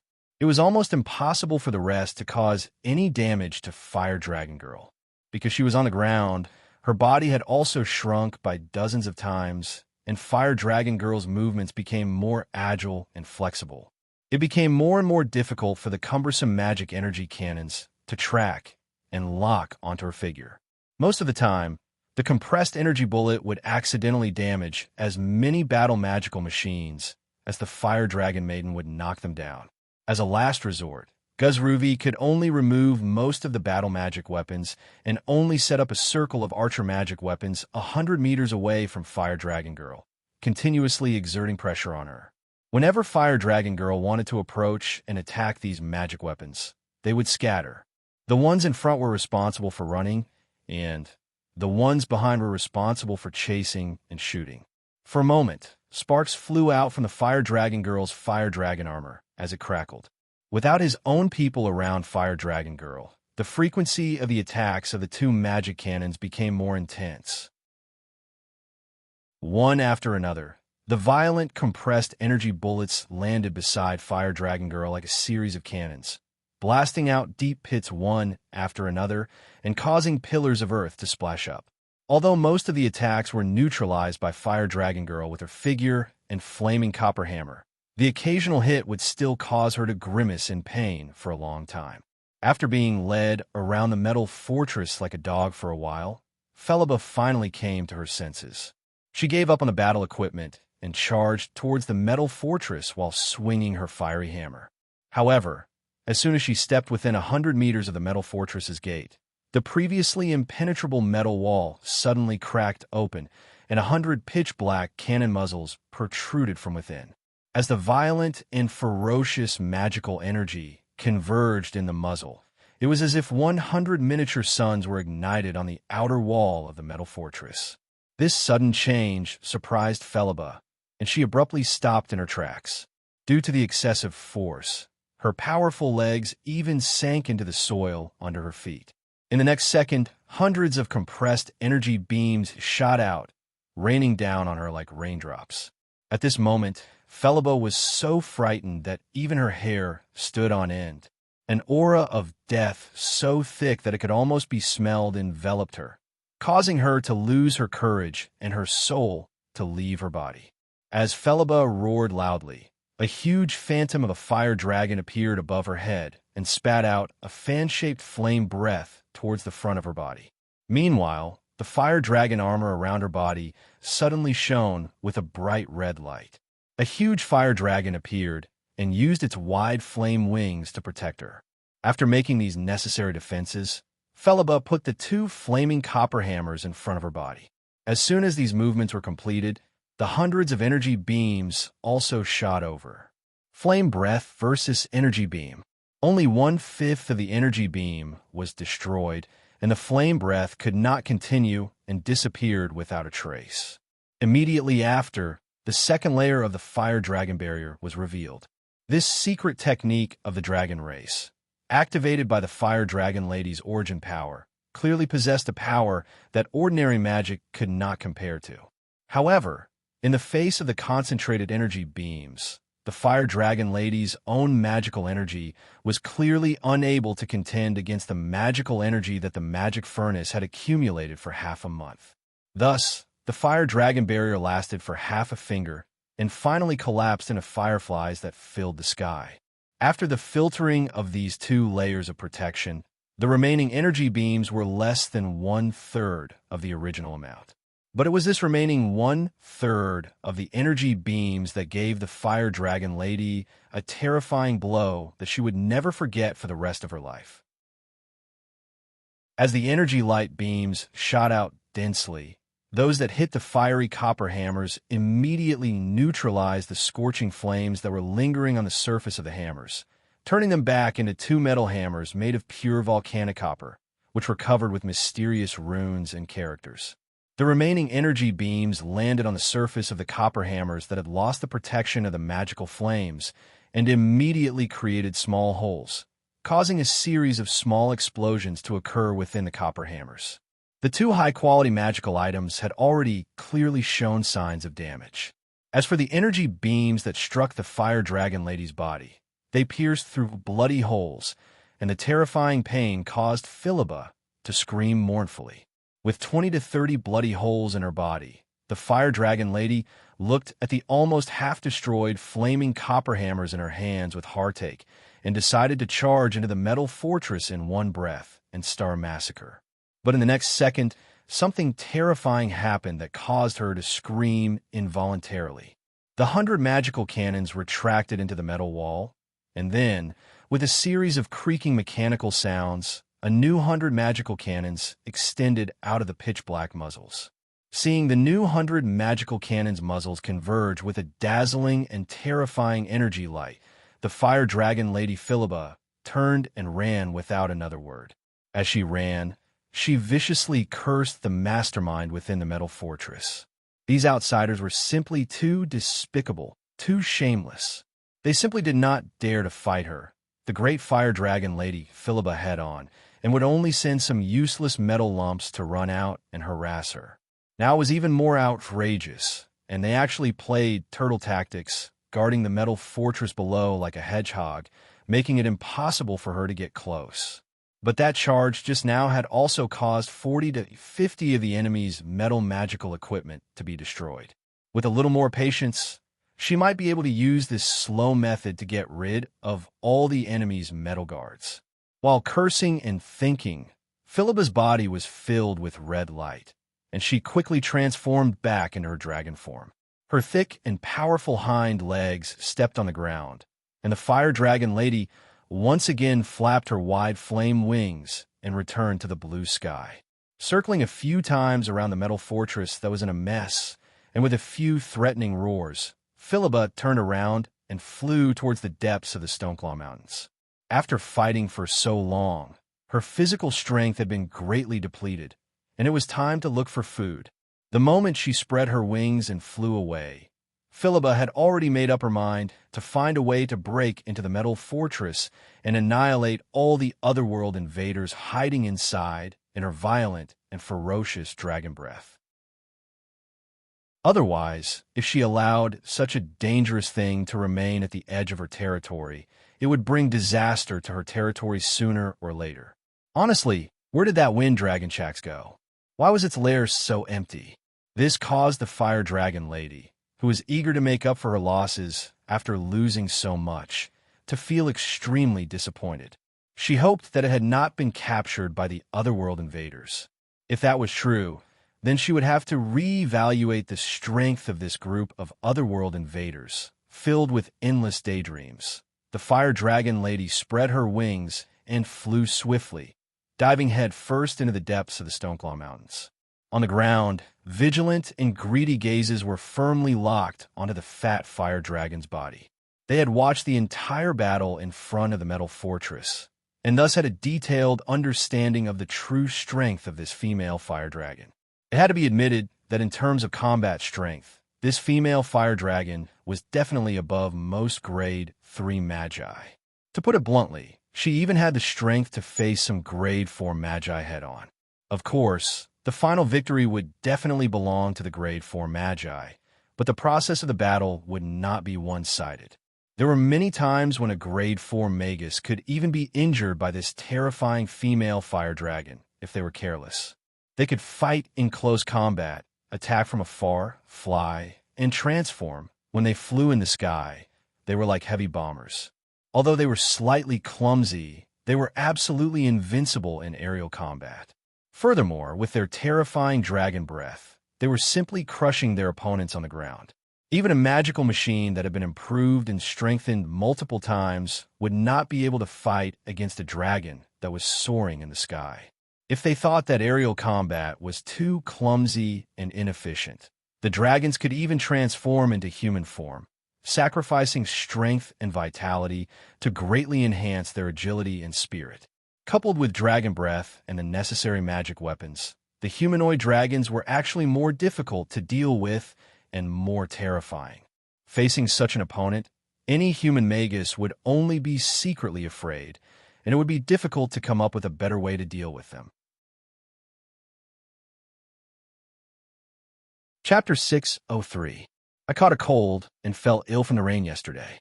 I'll find an opportunity to make up for the 2 missing chapters in the next few days. The Crimson family's magi, led by Grimm, watched the entire battle from the sidelines, looking at the large and plump body of the Tier 3 dragon, looking at the thick and terrifying dragon breath, looking at the robust figure that transformed into a human and slaughtered everything in its path. All of the Crimson family's magi felt their hearts tighten. Fortunately, Gazruvi was not weak. Moreover, this was his home ground. After a few failed attempts, the fire dragoness flew back into the depths of the Stoneclaw Mountains in a fit of rage.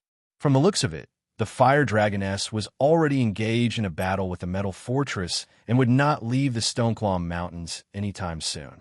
Similar battles would continue to occur. With this, it would be extremely dangerous for the Crimson family magi to move around the metal fortress. After all, if they encountered the fire dragoness in the wild, even Tier 1 magi would be killed instantly. Without some special means, they would not even be able to keep their lives. As for the Tier 2 magi in the family, Mary could definitely escape unscathed with her super high agility.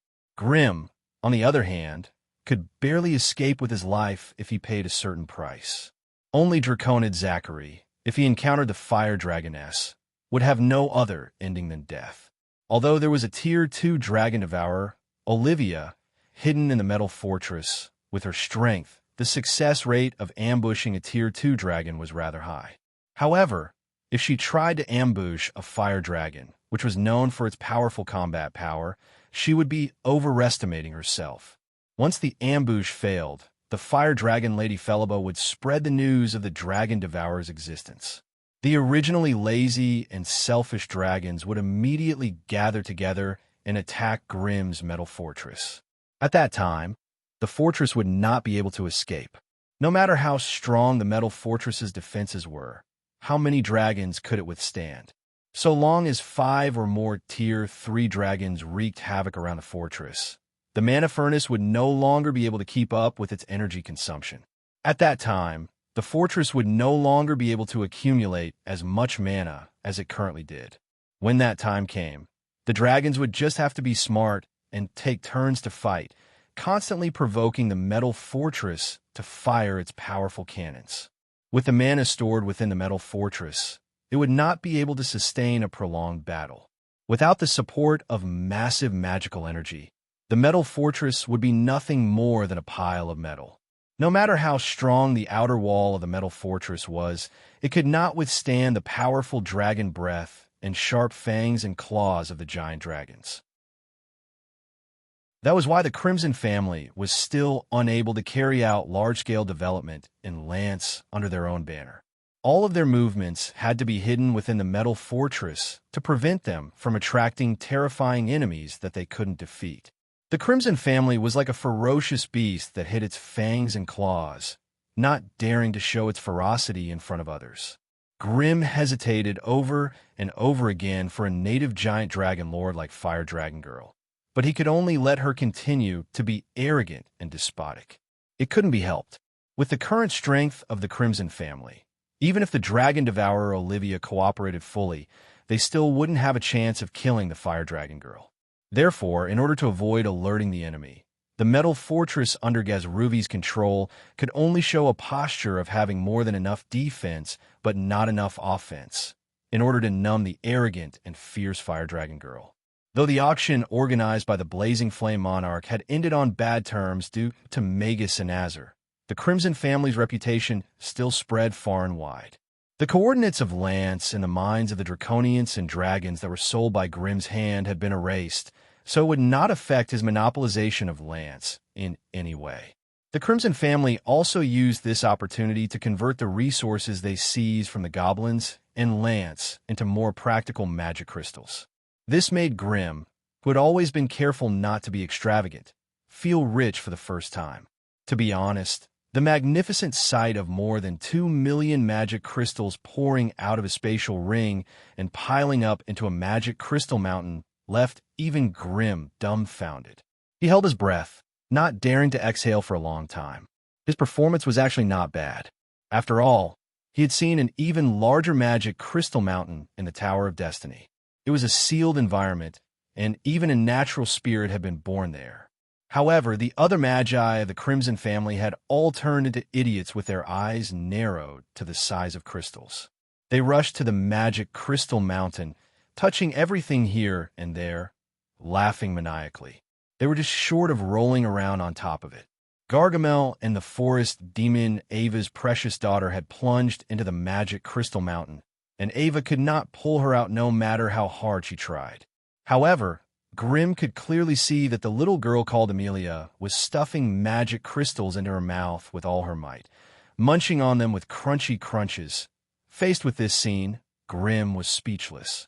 Though magic crystals were not as sturdy as magic weapons, they were not something normal people could easily break. But now a 5 or 6-year-old girl was chewing on it like candy.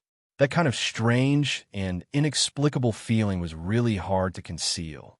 This little girl was definitely not human. Although she had the same body and appearance as a human little girl, her behavior was still similar to that of a monster. When human magi absorbed magic crystals, they would hold them in their hands and slowly absorb them. Only powerful monsters would directly devour them to absorb the pure energy within. After all, humans were not magical creatures. They had to use a gentler and gentler method to absorb this energy so as to reduce the impact of the external magic energy on their bodies. Monsters were closer to the origin of the plane, and their bodies were much stronger than humans. Thus, their tolerance for magic was much higher than that of humans. Amelia's actions completely proved that she was a monster soul. Perhaps they had already accepted this reality, but Gargamel and the forest demon Ava did not seem to notice Amelia's actions. Instead, they still doted on her. This made Grimm feel speechless. However, Amelia's growth potential was indeed astonishing.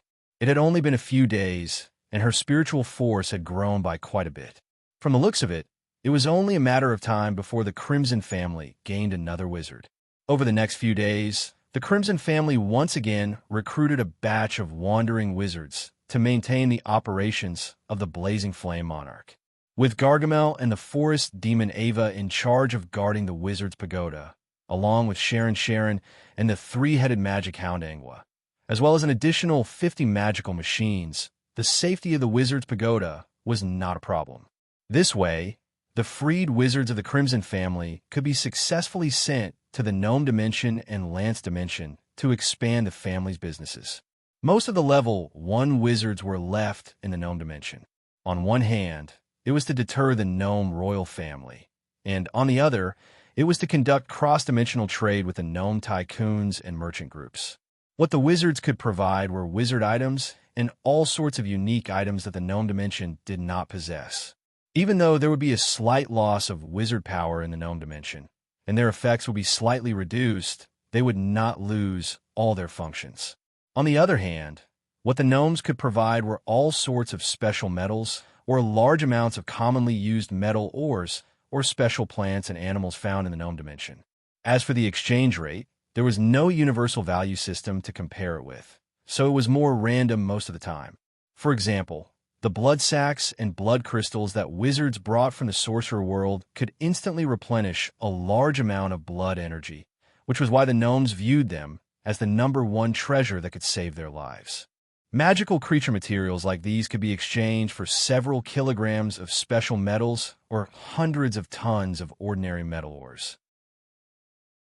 Every high-quality blood crystal could be exchanged for tens or even hundreds of ogres. If these rare resources could be transported back to the sorcerer world, the Crimson family could exchange them for thousands of magical crystals. Thousands of magical crystals could be used to buy cheaper blood sacks and blood crystals. Thus, as long as the core of the dimensional trade was in the hands of the Crimson family, large amounts of magical crystals would continuously flow into the pockets of their wizards. Thus, although being stationed in a foreign dimension was a very dry and tedious task, it allowed the magi stationed there to become very rich.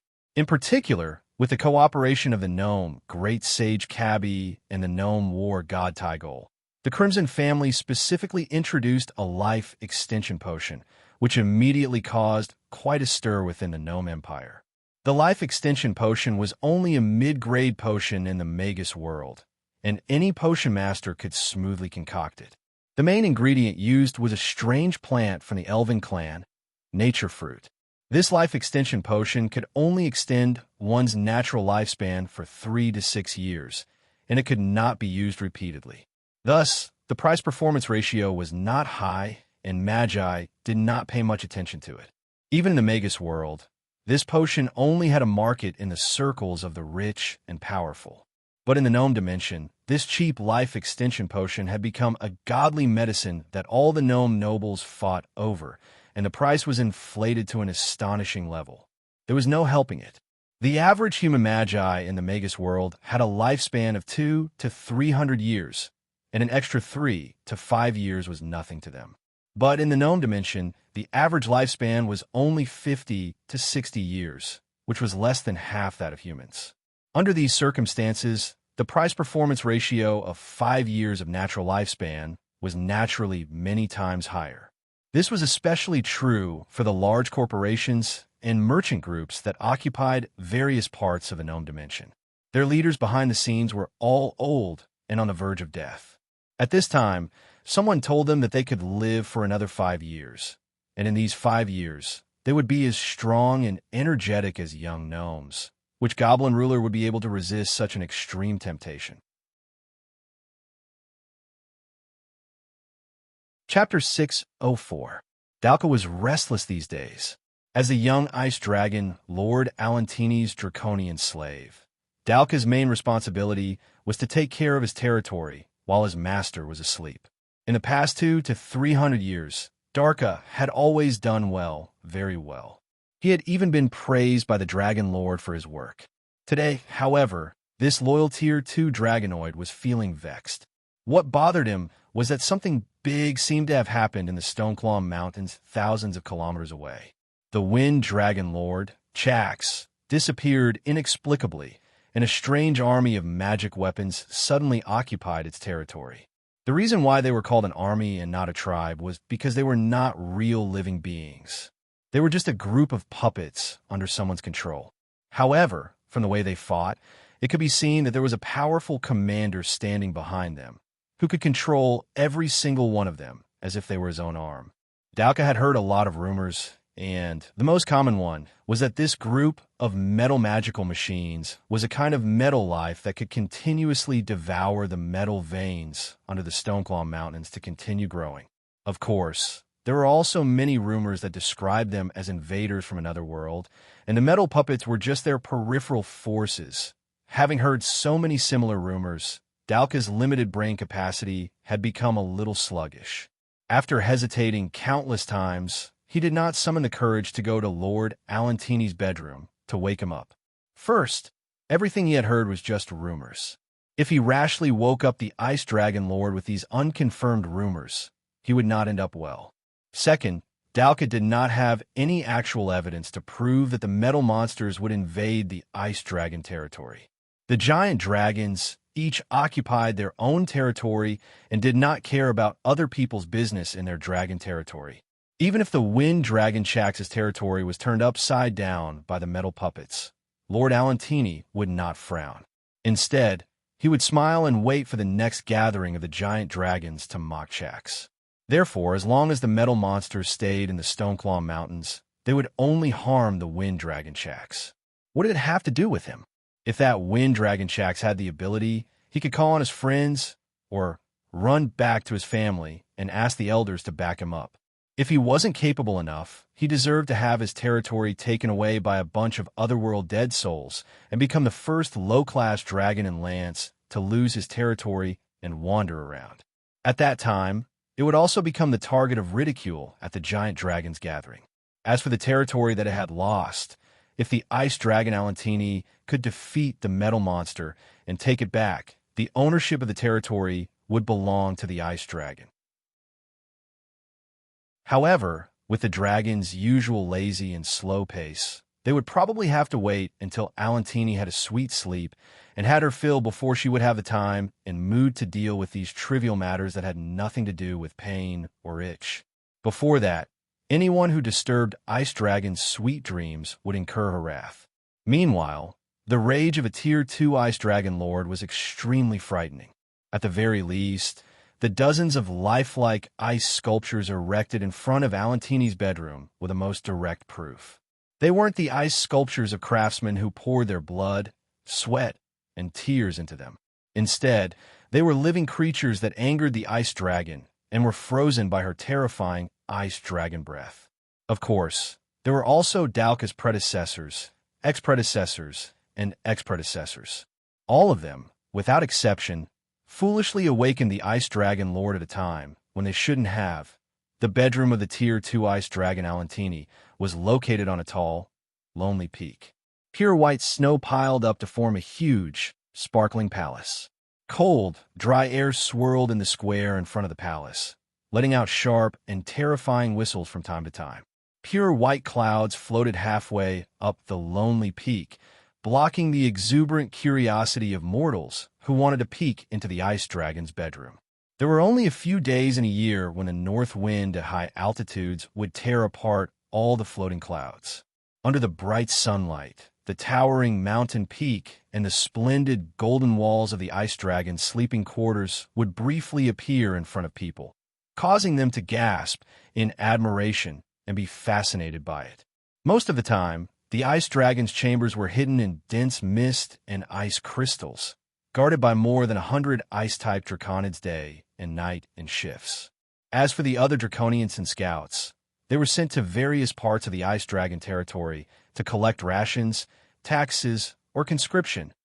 Every year, large amounts of resources and materials would gather here, becoming the personal wealth of the Dragon Lord. The Draconians, on the other hand, were the personal servants, warriors, and treasure guards of the Dragon Lord. The two tall Draconian warriors standing in front of the door of the Ice Dragon's bedroom held frost longswords in their hands and frostbows on their backs. Their sturdy bodies stood tall, their 4 thick dragon legs standing perfectly straight. They stared with their 2 big and 2 small dragon eyes, scanning the crisscrossing ice peaks and forests around them. However, they did not dare to look at the leader of the Draconians, the Tier 2 Draconian warrior Dalka, who had been loitering in front of the door for half a day. He had been here for a long time, yet he did not dare to take a step into the Ice Palace. His hesitation and anxiety could be seen. However, even though they sympathized with their leader, the 2 Draconians looked straight ahead, not daring to strike up a conversation with him or console him. Their duty was to protect the Ice Dragon, not allowing outsiders to disturb his slumber. However, they did not have the obligation to wake him up. On the entire lonely peak, only the leader of the Draconians, Dalka, had the authority to enter the Ice Palace.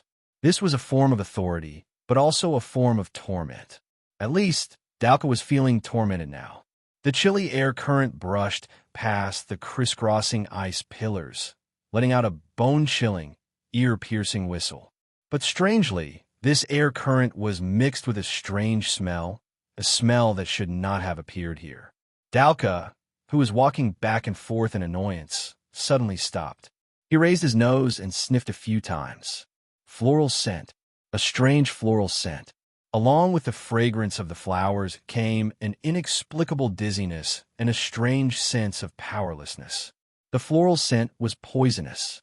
Dalka lifted his head in shock and realized that the entrance of the bedroom was shrouded by a translucent elemental light membrane, and he was within it. Soundproof barrier. Dalka was the leader of the Draconians after all. He instantly recognized the essence of this strange elemental light membrane. This was a soundproof barrier that could block all sounds. As long as one was shrouded by the light membrane, no matter how loud the commotion inside was, no one outside would be able to hear anything. Just as Dalka realized that something was wrong, the 2 Draconians standing guard at the entrance of the Ice Palace began to sway unsteadily. Their powerful Draconians allowed them to withstand the mysterious floral poison. However, it also made their limbs weak, and they couldn't unleash their full strength. At the same time, a red figure descended from the sky at lightning speed. The blood-red longbow in his hand shot out dozens of blood-red arrows, aiming for Dalka's vital points. On the ground, the tall and mighty Draconian Zachary removed his invisibility spell. His heavy footsteps rumbled as he charged towards Dalka, whose face was filled with shock like a steel chariot. Both the sky and the ground attacked at the same time. Moreover, the attackers were all Tier 2 experts of the same tier. Dalka, who was still in a state of shock, couldn't even unsheath the frost sword at his waist. He could only engage in close combat with the 2 attackers with his bare fists. While the 3 people were fighting, Poison Centipede Ender, Insect Lich Bliss, Wind Lich Decella, and Medusa formed a strangulation team and engaged the 2 Draconians at the entrance of the bedroom. The 2 Draconians were undoubtedly the elites of the Draconians, since they were chosen to guard Lord Ice Dragon's bedroom. Unfortunately, Poison Centipede Ender had poisoned them first, while the other 2 sorcerers of the same tier attacked them from behind. The Crimson family sorcerers had made all sorts of preparations for this ambush. They even brought along frost amulets and resistance rings. Under such circumstances, even if the Draconians had powerful strength and combat instincts, they could only die regretfully at the hands of the Crimson family sorcerers. One of the Draconians was pierced by Insect Lich Bliss's Scorpion Legion before being poisoned to death by Poison Centipede Ender. On the other hand, the other Dragonoid warrior was petrified by Medusa at close range before being sliced into countless pieces by the Wind Wizard Decella. By the time the battle ended, the outcome of the battle between the Tier 2 Draconians had already been decided. The Tier Two draconians, Dalka, had died. Mary was heavily injured, while Zakar suffered light injuries. However, after Zakar consumed a few healing potions, coupled with the draconian's strong regenerative abilities, his injuries were no longer a problem. As for the Blood Queen, Mary, who was the main force in the battle, she suffered the heaviest injuries. However, when she lay down on Dalka's mangled body and sucked a few mouthfuls of blood, the horrifying injuries on her body healed at a speed visible to the naked eye. At this moment, Grim and Olina appeared together. One of the reasons they did not take action was because Mary and Zakar were more than enough to deal with this tier 2 draconians. The other reason was that Grim's attacks were full of sound and light effects. The silence barrier could only block sound, but it could not block vibrations and light. Therefore, in order not to alarm the draconians in the camp at the foot of the mountain, Grim could only act as late as possible. As for Olina, she was not one of Grim's direct subordinates. She was just a strategic ally. Hence, the appearance fee for her to act was too high. He could only use her Dragon Slayer sword in the most suitable place. Chapter 605. It had to be said that the rank 2 Ice Dragon Alantini had decorated her bedroom beautifully.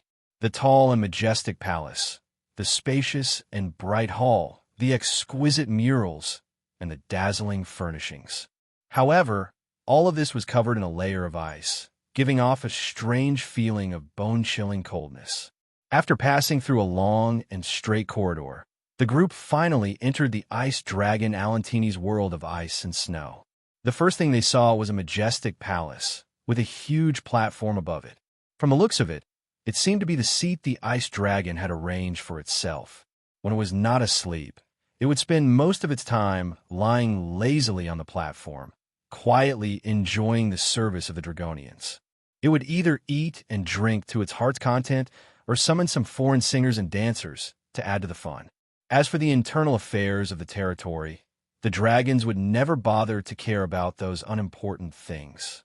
Since there were loyal Draconid servants in charge of the management, the Dragon Lord only had to enjoy himself in peace, patrol his territory from time to time, and proclaim his might to the foolish natives.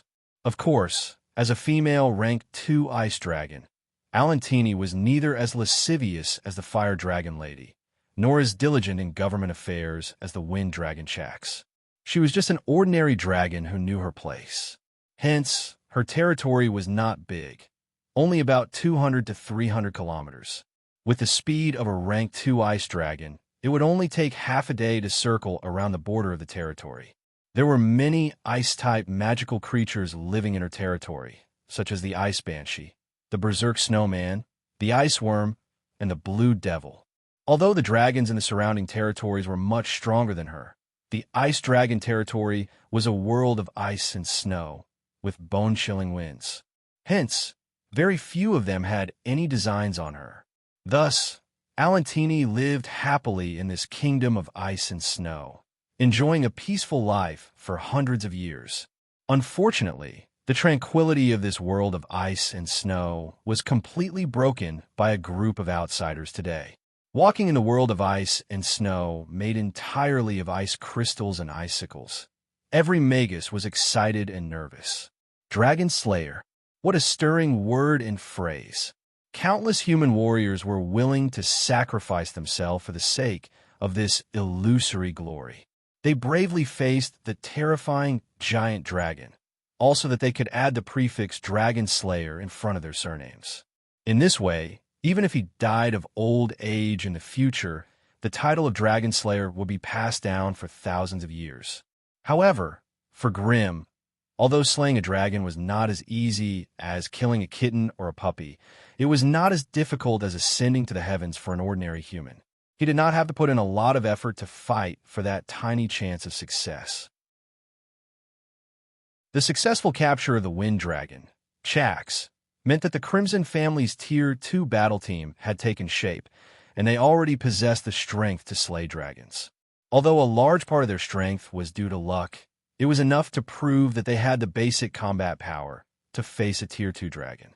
Hence, After investigating and analyzing the nests and basic combat power of the 3 Tier 2 Dragon Lords in the vicinity, Grimm decided to go all out.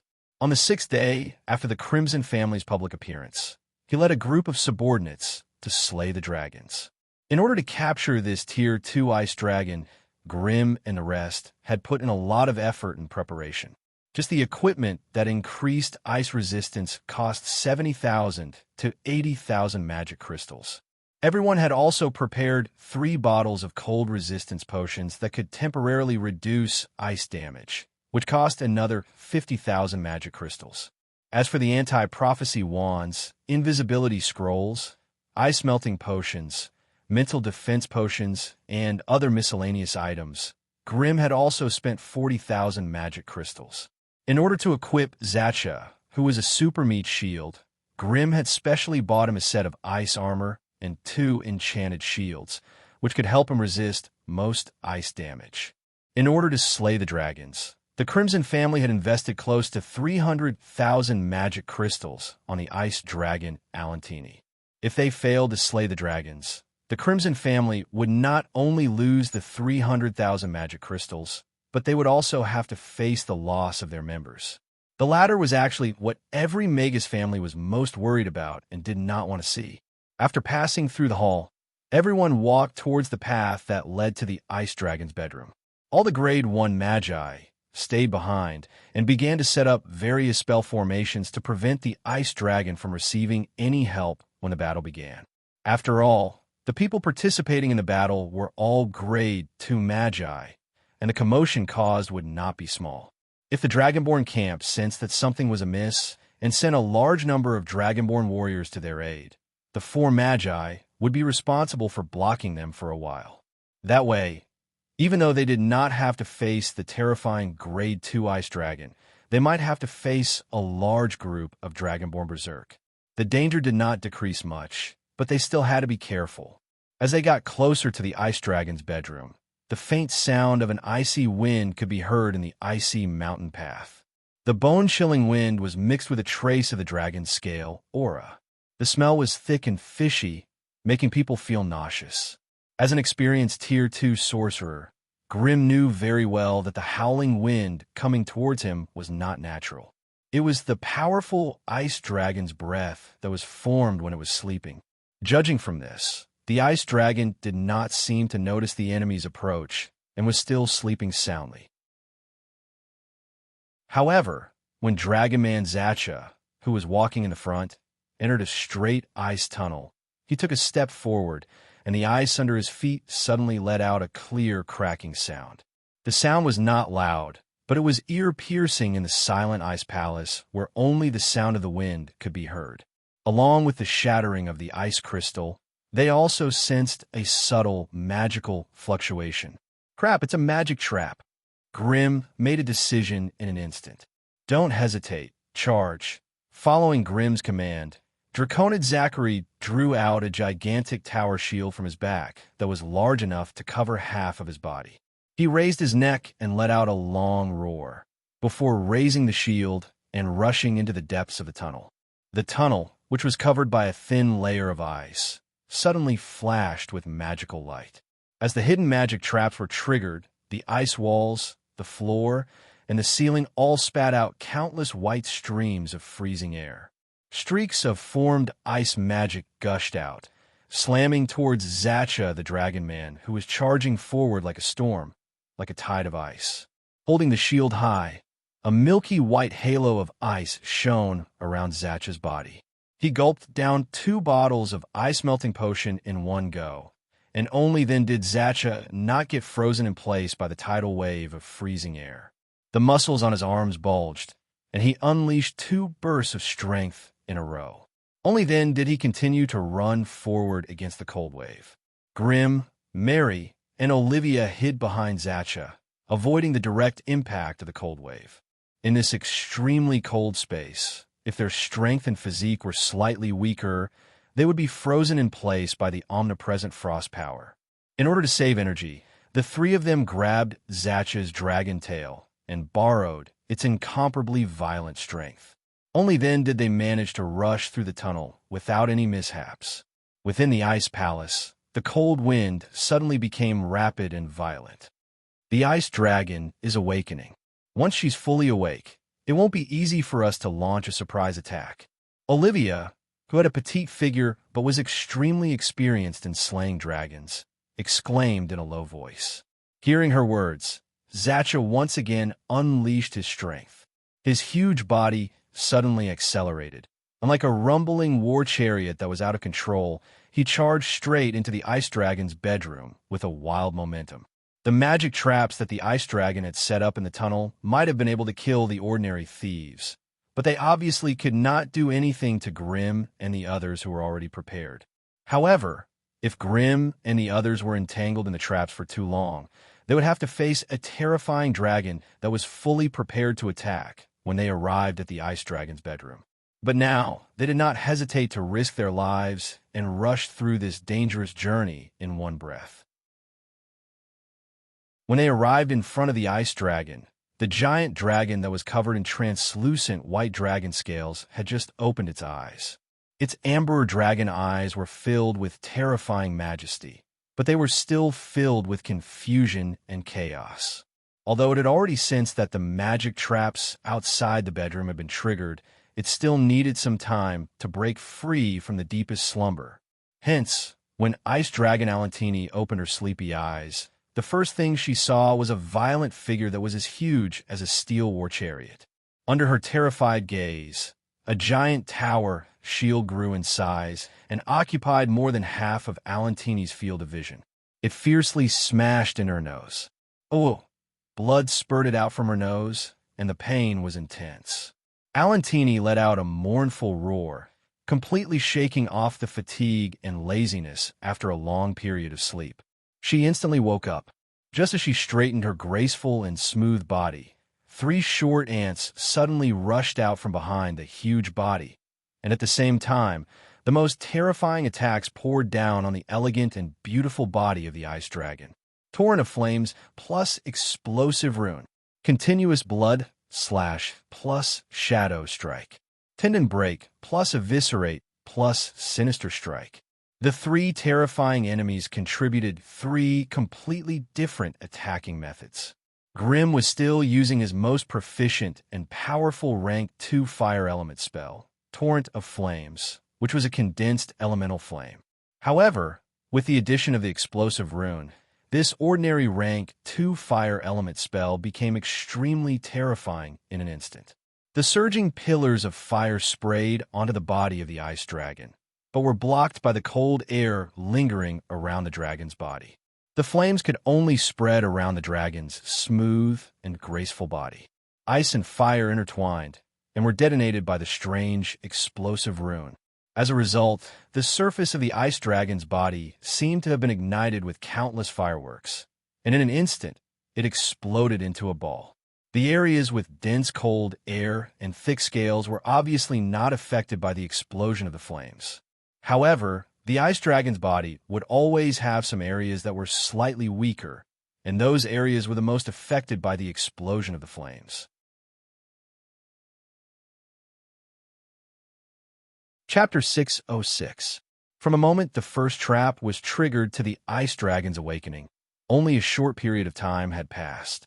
But in this insignificant amount of time, Grimm and the others relied on Draconid Zacha's reckless charge to successfully pass through the 100-meter-long trap array. Then, they rushed to the side of the ice dragon and poured their first wave of attacks on it. Beep. Target's life force has been greatly reduced. Current status, 78%. 77%. Beep. Target has entered a temporary state of dizziness. Duration, 37 seconds. Beep.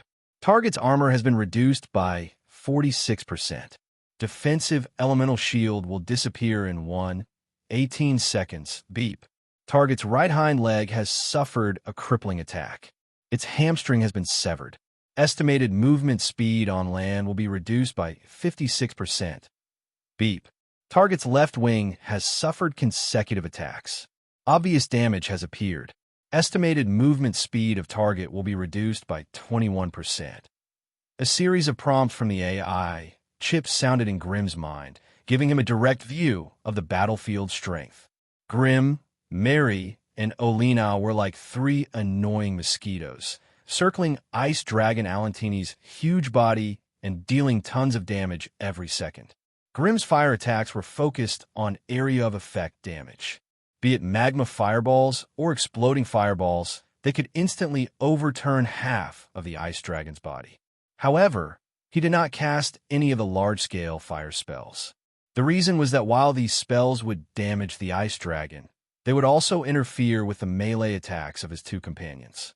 Mary's attacks had also undergone a qualitative improvement after advancing to Grade 2.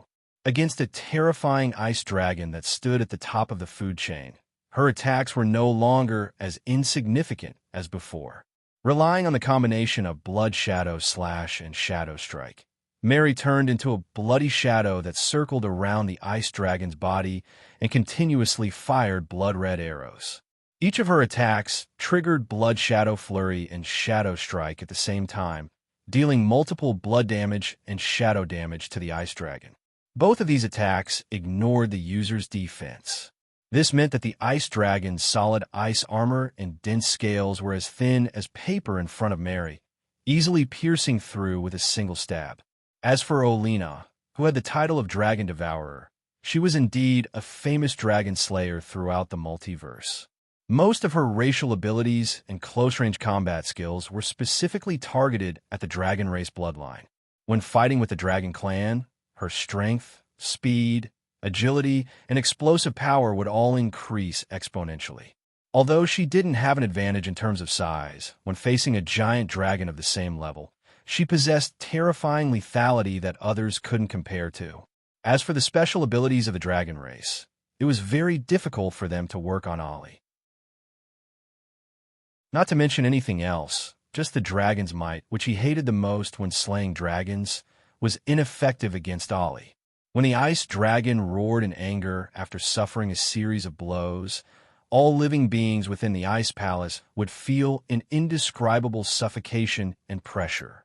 Those who were not mentally strong enough would give up attacking and defending as if they were struck by the art of fear when they were within the range of the terrifying dragon's coercion. They would throw away their weapons and run around the battlefield with their hands raised high in fear. Even an elemental wizard like Grim, who was known for his strong mental strength, would feel dizzy from time to time during the battle after drinking the Spirit Protection Potion. This could cause a large-scale spell that he had prepared for a long time to fail, or a sudden stutter in his originally smooth and natural movements. However, such a phenomenon had never been seen on Olina.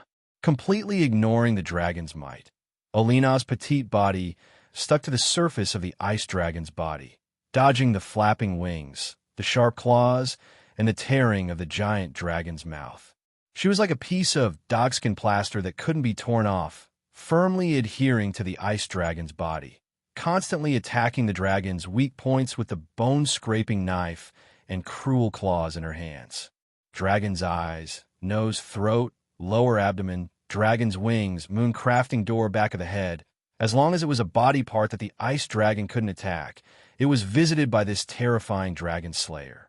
What was left for Alantini was only the helplessness of having the strength to do anything, as well as the unforgettable pain. Ice Dragon Alantini had just woken up from sweet sleep. Before he could understand what was going on, he was already half-crippled by the four-man dragon-slaying team. The intense pain from his limbs and bones, the sullen feeling of being beaten up by an unknown enemy, and the terrifying feeling of death that came from the depths of his soul. All of this caused the fury in Ice Dragon Alantini's heart to explode like a fireball. Beep. Strong ice elemental energy has been detected in the target's body. Initial estimation is that it's a berserk dragon's breath, ice elemental. Energy intensity is around 300 to 500 degrees. Host is advised to retreat quickly. Safe distance is 200 meters. The AI chip's prompt shocked Grim. 300 to 500 degrees? Even he would not be able to escape death if he was hit head-on. Retreat 200 meters away. Zacha, you take the lead. Grim issued a series of orders in one breath with a look of shock on his face. Mary and Olina, who were happily sticking to the ice dragon's body and attacking it, were slightly startled when they heard this. Mary naturally did not doubt the accuracy of Grimm's orders. The moment she heard them, she immediately retreated.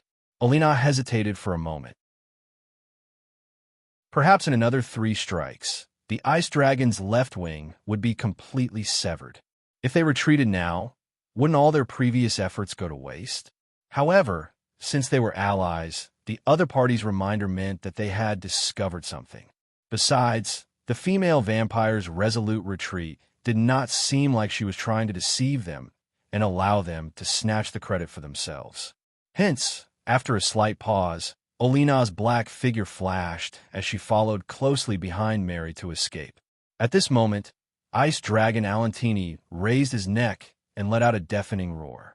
He opened his mouth, and an earth-shattering ice dragon's breath was spat out from his thick throat. It was like a surging tide of ice that swept in all directions. For a moment, the large ice dragon's sleeping quarters were filled with a vast expanse of white, and the terrifying dragon's breath surged like waves. The temperature of this ice dragon's breath was extremely low, and it had the terrifying power to freeze all things. As the white, fog-like dragon's breath spread in all directions, everything in the ice dragon's sleeping quarters was sealed in a gigantic ice crystal. Even Ice Dragon itself, as well as Draconid Zacha, who had raised his 2 shields and was surrounded by an ice barrier, were sealed within the ice crystal. As Grimm and Mary had escaped in time, they were not frozen by the ice crystal. Olina, on the other hand, was a step too late, and the ice fog wrapped around her body. Fortunately, she had unleashed her strength in time. In addition, she was at the edge of the ice dragon's breath, which allowed her to shake off the ice fog and escape. Unfortunately, Zacha, who had been tasked with intercepting Ice Dragon, was frozen 5 steps away from the ice dragon. After escaping from the ice fog, Olina secretly glanced at the Tier 2 fire shaman, Grimm, and could not help but wonder how Grimm had discovered the ice dragon's strength before it had erupted. Back then, she was clearly closer to Ice Dragon, and they were closer to each other. Yet, in a situation where she was completely unaware, the fire shaman Grimm had discovered the ice dragon's gathering frost energy before she did. Could it be that Grimm had the ability to predict the future? While Olina was bewildered, Grimm strode forward and bombarded the gigantic ice crystal with rapid fire. It was easy to imagine that this was Ice Dragon's ultimate move to save his life and buy time. Once the terrifying Ice Dragon's breath was unleashed, the entire sleeping quarters would be frozen in the dense ice crystal along with his enemies. This way, he would be able to save his own life and buy time while waiting for the Draconid slave soldiers to arrive and disperse the enemy's firepower. Although Grimm had overestimated Ice Dragon's breath, when the ice fog dissipated and everything within the ice crystal was revealed, Grimm realized that he had still underestimated the Tier 2 Ice Dragon. Although the ice crystal, which was as hard as a diamond, had frozen Ice Dragon and Zacha, it did not affect Ice Dragon's movements and attacks in the slightest. While Draconid Zacha was frozen on the spot and could not move, Ice Dragon Alantini stretched its body freely and used the ice fog to treat the terrifying injuries on its body. Then, like a fish swimming in water, the ice dragon ignored the ice crystals as it advanced towards Draconid Zacha with steady and firm steps. Although Ice Dragon Alantini wanted to walk more elegantly and show its noble and calm demeanor, its severely injured right leg and left wing made it grimace in pain every time it moved. From a huge wound on his right leg, he could already see the broken bone sticking up high. It could only hop and hop as it walked, not daring to let its right leg touch the ground for fear that it would touch the terrifying wound again. Even if Ice Dragon Alantini had a beautiful appearance, it would not be able to show its elegance and grace when it walked in such a manner. The furious Alantini's pair of large dragon eyes had turned milky white, nurturing a terrifying wave of ice and blast. As it slowly approached Draconid Zacha, it opened its huge mouth and bit down on Zacha's head as slowly as possible. At this moment, Alantini was filled with hatred. It wanted to torture and kill this hateful enemy with the slowest speed possible, and use the death of the Draconid Zacha to stop the enemies that were blocked by the ice crystal. Only in this way could it relieve the resentment and rage in its chest. Even at this moment, it still did not know where these enemies came from, or why they invaded its bedroom and hurt its noble and elegant body. However, just as it was pretending to be elegant, the 2 bottles of ice-melting potion that Draconid Zacha had gulped down before the battle finally took effect. As the ice dragon's fangs approached, Draconid Zacha's originally immobile body suddenly changed. Chapter 607. Draconid Zacha thawed just in time. The 2 closed shields successfully blocked the ice dragon's ferocious fangs. All it had to pay was a mouthful of black blood. A dull thud resounded. The shields made of Kaira's alloy and enchanted with frost resistance instantly caved in. The runes engraved on the shields exploded one after another, causing them to lose their basic resistance. Caught off guard, the ice dragon Alantini, who had used too much force, raised its neck in pain and let out a long hiss. A bloody dragon tooth flew out. However, at this moment, the Draconid warriors outside the ice palace roared furiously through the winding corridors and into the battlefield. A hint of hope suddenly surfaced in Ice Dragon Alantini's eyes. I can't let the ice dragon hide in the ice and do whatever it wants. Grim made up his mind and crushed 2 giant rubies in one go. Then, with the help of the destructive flames wizard staff, he finally cast a large-scale fire spell, Volcano of Doomsday. The eruption point of the magic volcano was right under the ice dragon's feet. Ice and fire would always counter each other. As a large amount of lava and terrifying flames gushed out from the volcano, the ice fog that filled the ice palace quickly dissipated. The giant ice crystal also began to melt and shrink at a speed visible to the naked eye. Seeing that its hiding place was about to be penetrated, Ice Dragon, who had recovered from a small portion of its injuries, once again launched a fierce attack at Draconid Zacha. Unfortunately, Zacha, who had given up on attacking, had become super tanky. With a full set of high-quality magic equipment and the countless elemental defenses around his body, he had basically armed himself into a steel golem. Amidst the continuous dull thuds, Ice Dragon Alantini's continuous attacks had ended in failure. At this moment, as a scorching heat wave blew over, the ice crystal finally shattered. The dragon-slaying operation was carried out smoothly. The 4 Crimson Family Tier 1 wizards could not withstand the continuous attacks of the Draconid warriors and could only retreat into the ice dragon's bedroom. Here, they formed a new line of defense, and the few Tier 2 sorcerers who had successfully captured the ice dragon took the opportunity to charge out and deal terrifying damage to the Draconians that were swarming in.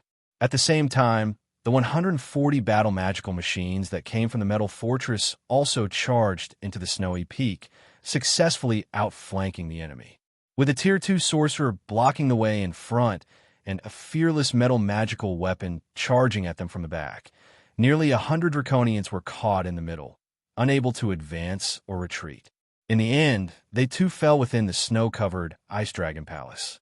When the sky gradually darkened and the curtain of night shrouded the entire land, the battlefield that had been noisy for a day finally quieted down. Half of the 140 magic machines he brought were destroyed, and only 30 were left in good condition. The rest were either missing an arm or a leg. It seemed that they would not be able to recover their combat power until they were sent back to the maintenance workshop. And it was precisely those 30 magical machines that had now turned into construction machines, piling up the corpses of the Draconids and sending them to the Goblin airship to be transported back to the Metal Fortress. As for the heavily injured Draconians who were still breathing, they drank healing potions and locked them up in the Draconid camp. Late at night, a newly constructed floating ship appeared on the lonely snowy peak and slowly landed in front of the Ice Dragon Palace. When the wide metal gangplank was set up, Batches of construction machines walked out with heavy footsteps. The huge floating ships in the Goblin Plain could not be delivered to the Lance Plain through teleportation devices, so the Metal Fortress gathered a large number of Goblin engineers and technicians. It took an entire month for them to finally build another floating ship with simple engineering facilities. Previously, when the Fire Dragoness was wreaking havoc near the Metal Fortress, Gazruvi did not dare to release the new floating ship. This kind of floating ship, which lacked powerful defensive means, was invincible when it bullied the monsters on the ground that could not fly. But once it encountered a huge creature like the Fire Dragoness, it could only passively take a beating. So after a few days, when the Fire Dragoness ran into the depths of the Stoneclaw Mountains to hunt for food, Gazruvi took the opportunity to release her. The Metal Fortress was a full 700 kilometers away from the lonely snowy peak. With such a long distance, it would probably take 8 to 10 days to transport the heavily injured and captured ice dragon back by land. With such a long time and such a long journey, any accident could make all of Grimm's efforts go down the drain. Therefore, Grimm had no choice but to deploy a floating ship to transport the ice dragon and the wealth of the entire dragon lair by air. It had to be said that every dragon had great potential. Although this Grade 2 ice dragon was still a young dragon and did not participate too much in the plundering activities of the other dragons, the gold, gems, and all kinds of rare items that she had gathered from her lair still filled up the huge palace. Grimm looked at it briefly and shook his head regretfully. Robbing a young azure dragon was not as good as robbing an old one. Although the ice dragon seemed to have a lot of wealth, most of it was gold, antiques, agates, crowns, and other common items that she had plundered from the human kingdoms. If they were to be brought to a human kingdom, they might cause quite a stir. However, in the eyes of Sorcerer, they were just some useless objects.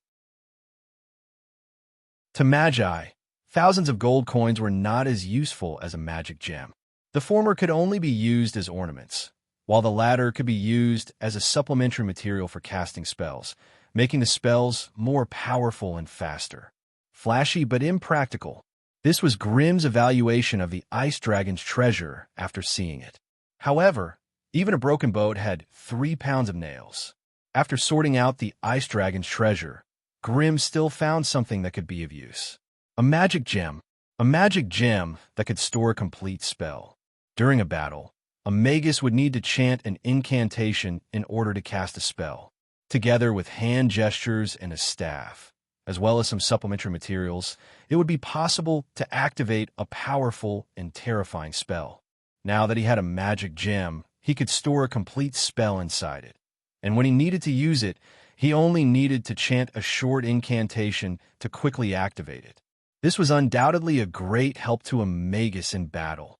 Unfortunately, after inspecting the quality of the magic gem, Grimm regretfully found that it could only store a rank 1 spell at most, which was useless to him.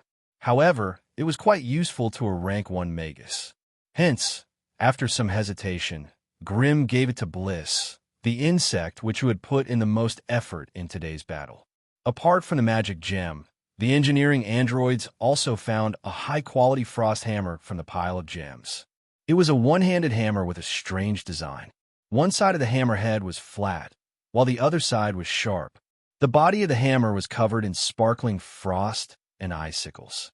When a user wielded the warhammer, a strange frost power would spread out from the warhammer, dealing 70 degrees of frost damage to nearby enemies and reducing their movement speed by 40%. Such a powerful weapon would naturally not be given to others. Of course, it would be given to the person who had contributed the most in this battle, Dragonoid Zacha. To be honest, the head of the frost hammer was the size of 2 human heads, and it weighed 200 to 300 kilograms. In the Crimson family, only Dragonoid Zacha could wield such a heavy weapon. Looking at the powerful magic weapon in front of him, Zacha fell silent. After hesitating for a long time, he finally bent down and picked up the hammer. As soon as the war hammer was in his hand, a milky white halo of ice appeared beside him. It was like a beautiful belt of light, condensing the moisture in the air into ice shards. The ice shards covered Draconid Zacha's body and armor. Thank you, Master. Dragonman Zacha said to Grim after playing with Dance Like the Wind for a while. Although he had been serving Grim for half a year and had always done his best to complete the missions that Grim had given him, this was the first time he had expressed his gratitude from the bottom of his heart. Hence, it was difficult to say it out loud. However, after saying this, his usually serious expression relaxed a little. Grim did not say anything else, only smiling and nodding in response. At this warm moment, an inopportune voice suddenly interrupted them. All right, stop dawdling. Isn't it time to think about how to divide the ice dragon? Among the people present, there was only one person who could ruin the atmosphere like this. It was the impatient and thirsty dragon devourer, Ollie. She circled around the ice dragon that had a huge bump on its head and was panting heavily on the ground. She looked like she could not wait to pounce on it and devour it.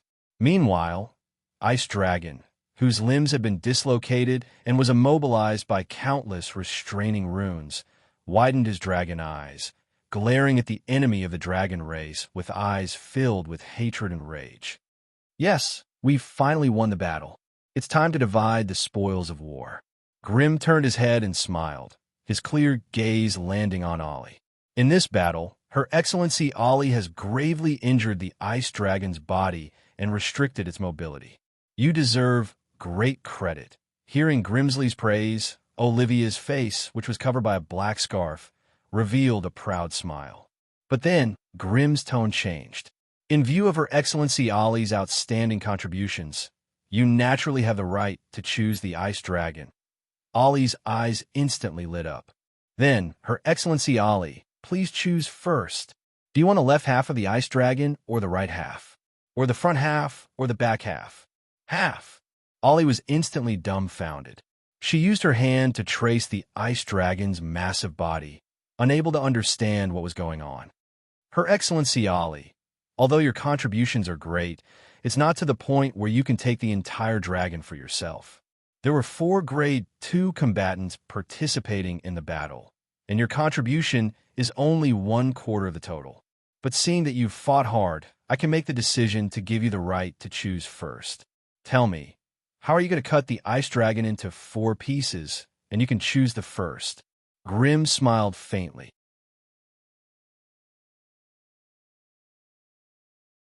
Chapter 608. A quarter of a dragon? If a dragon devourer wanted to improve itself, it had to devour an entire dragon in order to obtain its bloodline, constitution, magic resistance, and soul. If it was chopped into 4 pieces, would it still be a dragon? At this moment, Ollie was extremely depressed and aggrieved. But thinking about it, she could not find any fault with Grim's words. The 4 of them had worked together to kill an ice dragon, and under the circumstances where their combat strength was almost the same, it was inevitable that she would only get a quarter. But this was too far from what she had hoped for all this time. Don't tell me you intend to give me a leg or wing every time you slay a dragon. Olivia angrily squeezed out a question through gritted teeth. 2 dangerous flames lit up in the depths of her green eyes. Of course not. Grim was still smiling. As far as I know, only a dragon with a complete body and soul can strengthen you. How could I do such a thing that spoils the fun? Then what do you want to do? There are only 2 choices. 1, I'll pay you according to your contributions after every battle, but you'll only get a quarter of a dragon. Just tell me the second one. 2, you can give up on this choice and accumulate your contributions. Then the next time you slay a dragon, you'll get half of a dragon. Ollie's expression crumbled once more.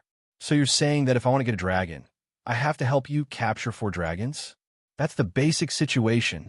After all, we're only allies, a temporary union of interests. I can't give you a portion of the reward in advance just to please you. So, that's why I became your free labor and cheap fighter, available at your beck and call. And all of this is for the sake of the dragon you might get in the future. The more Olina spoke, the angrier she became. Her green eyes were filled with unconcealable rage. Grim spread his hands helplessly. If you had the strength to kill a Grade 2 dragon by yourself, you wouldn't have to be held hostage by me. It's a pity that wind dragons run fast, fire dragons stay far away, Ice dragons are too hard to deal with, water dragons are hard to find, and lightning dragons can teleport. If you want to catch them, you'll have to put in a lot of effort. Hearing Grimm list the terrifying aspects of pure-blooded dragons, Ollie's anger subsided, and her eyes were filled with helplessness. She had the title of Dragon Devourer, and had the upper hand when fighting dragons of the same rank. However, winning did not mean that she could catch them. While dragons were of different species and had different battle styles, they all had one thing in common, and that was that they could fly. This did not sound like much, but when it came to dragons, it was incomprehensible. It possessed impressive strength and a powerful physique. In melee combat, it had sharp fangs, massive wings, and a long tail. In range combat, it had draconic magic and dragon breath. This was already powerful and difficult to deal with. Furthermore, all of them could fly, which gave them the right to fight. If they could win, they would dive down and fight fiercely, but if they couldn't, they would just fly away and escape. Which ordinary magical creature could fight against such a troublemaker? Although Ollie was known as the Dragon Slayer and had the skills to slay dragons, if the dragons turned and ran the moment they saw her, it would be difficult for her to catch them even with her strength. This was also the main reason why she took the initiative to look for Grimm. Not only did Grimm have great strength, he also had the manpower to carry out his plan. Only a person like him could carry out a suitable plan to trap a dragon lord in a hopeless situation that he could not escape from. Therefore, Olivia was just the icing on the cake for Grimm when it came to slaying the dragon. She was just another layer of insurance for Grimm. Grimm, on the other hand, was indispensable to Ollie and was very important. The positions of both sides were not equal from the very beginning. When she thought about how she would have to help Grimm kill 3 more Grade 2 dragons in order to obtain a complete dragon, Ollie found it hard to calm down. But how could someone who could wander alone in another world be a pushover? Ollie rolled her eyes and immediately put on a smile. "Sir Grimm, can you bear to see a lady fall into such pain?" Ollie, who had changed her strategy, immediately turned into a sorrowful and dejected lady. She walked gracefully toward Grimm with her cat-like steps, cupping her hands in front of her chest, looking extremely heartbroken. To be honest, when a beautiful woman with a voluptuous figure poses like this in front of you, there were not many people who could resist her seductive charm and seductive figure. However, if it concerned a dragon that was worth millions of gold coins, then even the Heavenly King would not be able to negotiate. Grimm immediately revealed a lecherous look, extending his hand to wrap around Ollie's slender waist. He leaned over and whispered in her ear, "If Madame Ollie is willing to visit my wizard's pagoda tonight, I can give you my share as well. How about it? That's half of a dragon." Mary's cold snort came from not far away. The moment Grimm's hand touched her, Ollie could not help but shiver. If not for the Oath of Alliance, she would have used her sharp claws to dig a few holes in this detestable wizard body. She was the one who had chosen to use her magic first, but when Grimm approached her with a lecherous look, Ollie was suddenly terrified. With a twist of her waist, the assassin Ollie easily broke free from Grimm's large hand and walked away without looking back. "I'll keep the dragon's portion for now, but if you dare to miss even a single gold coin from my portion of the dragon's treasure, I won't let you off." Once she finished speaking, Olivia's body twisted a few times before she vanished.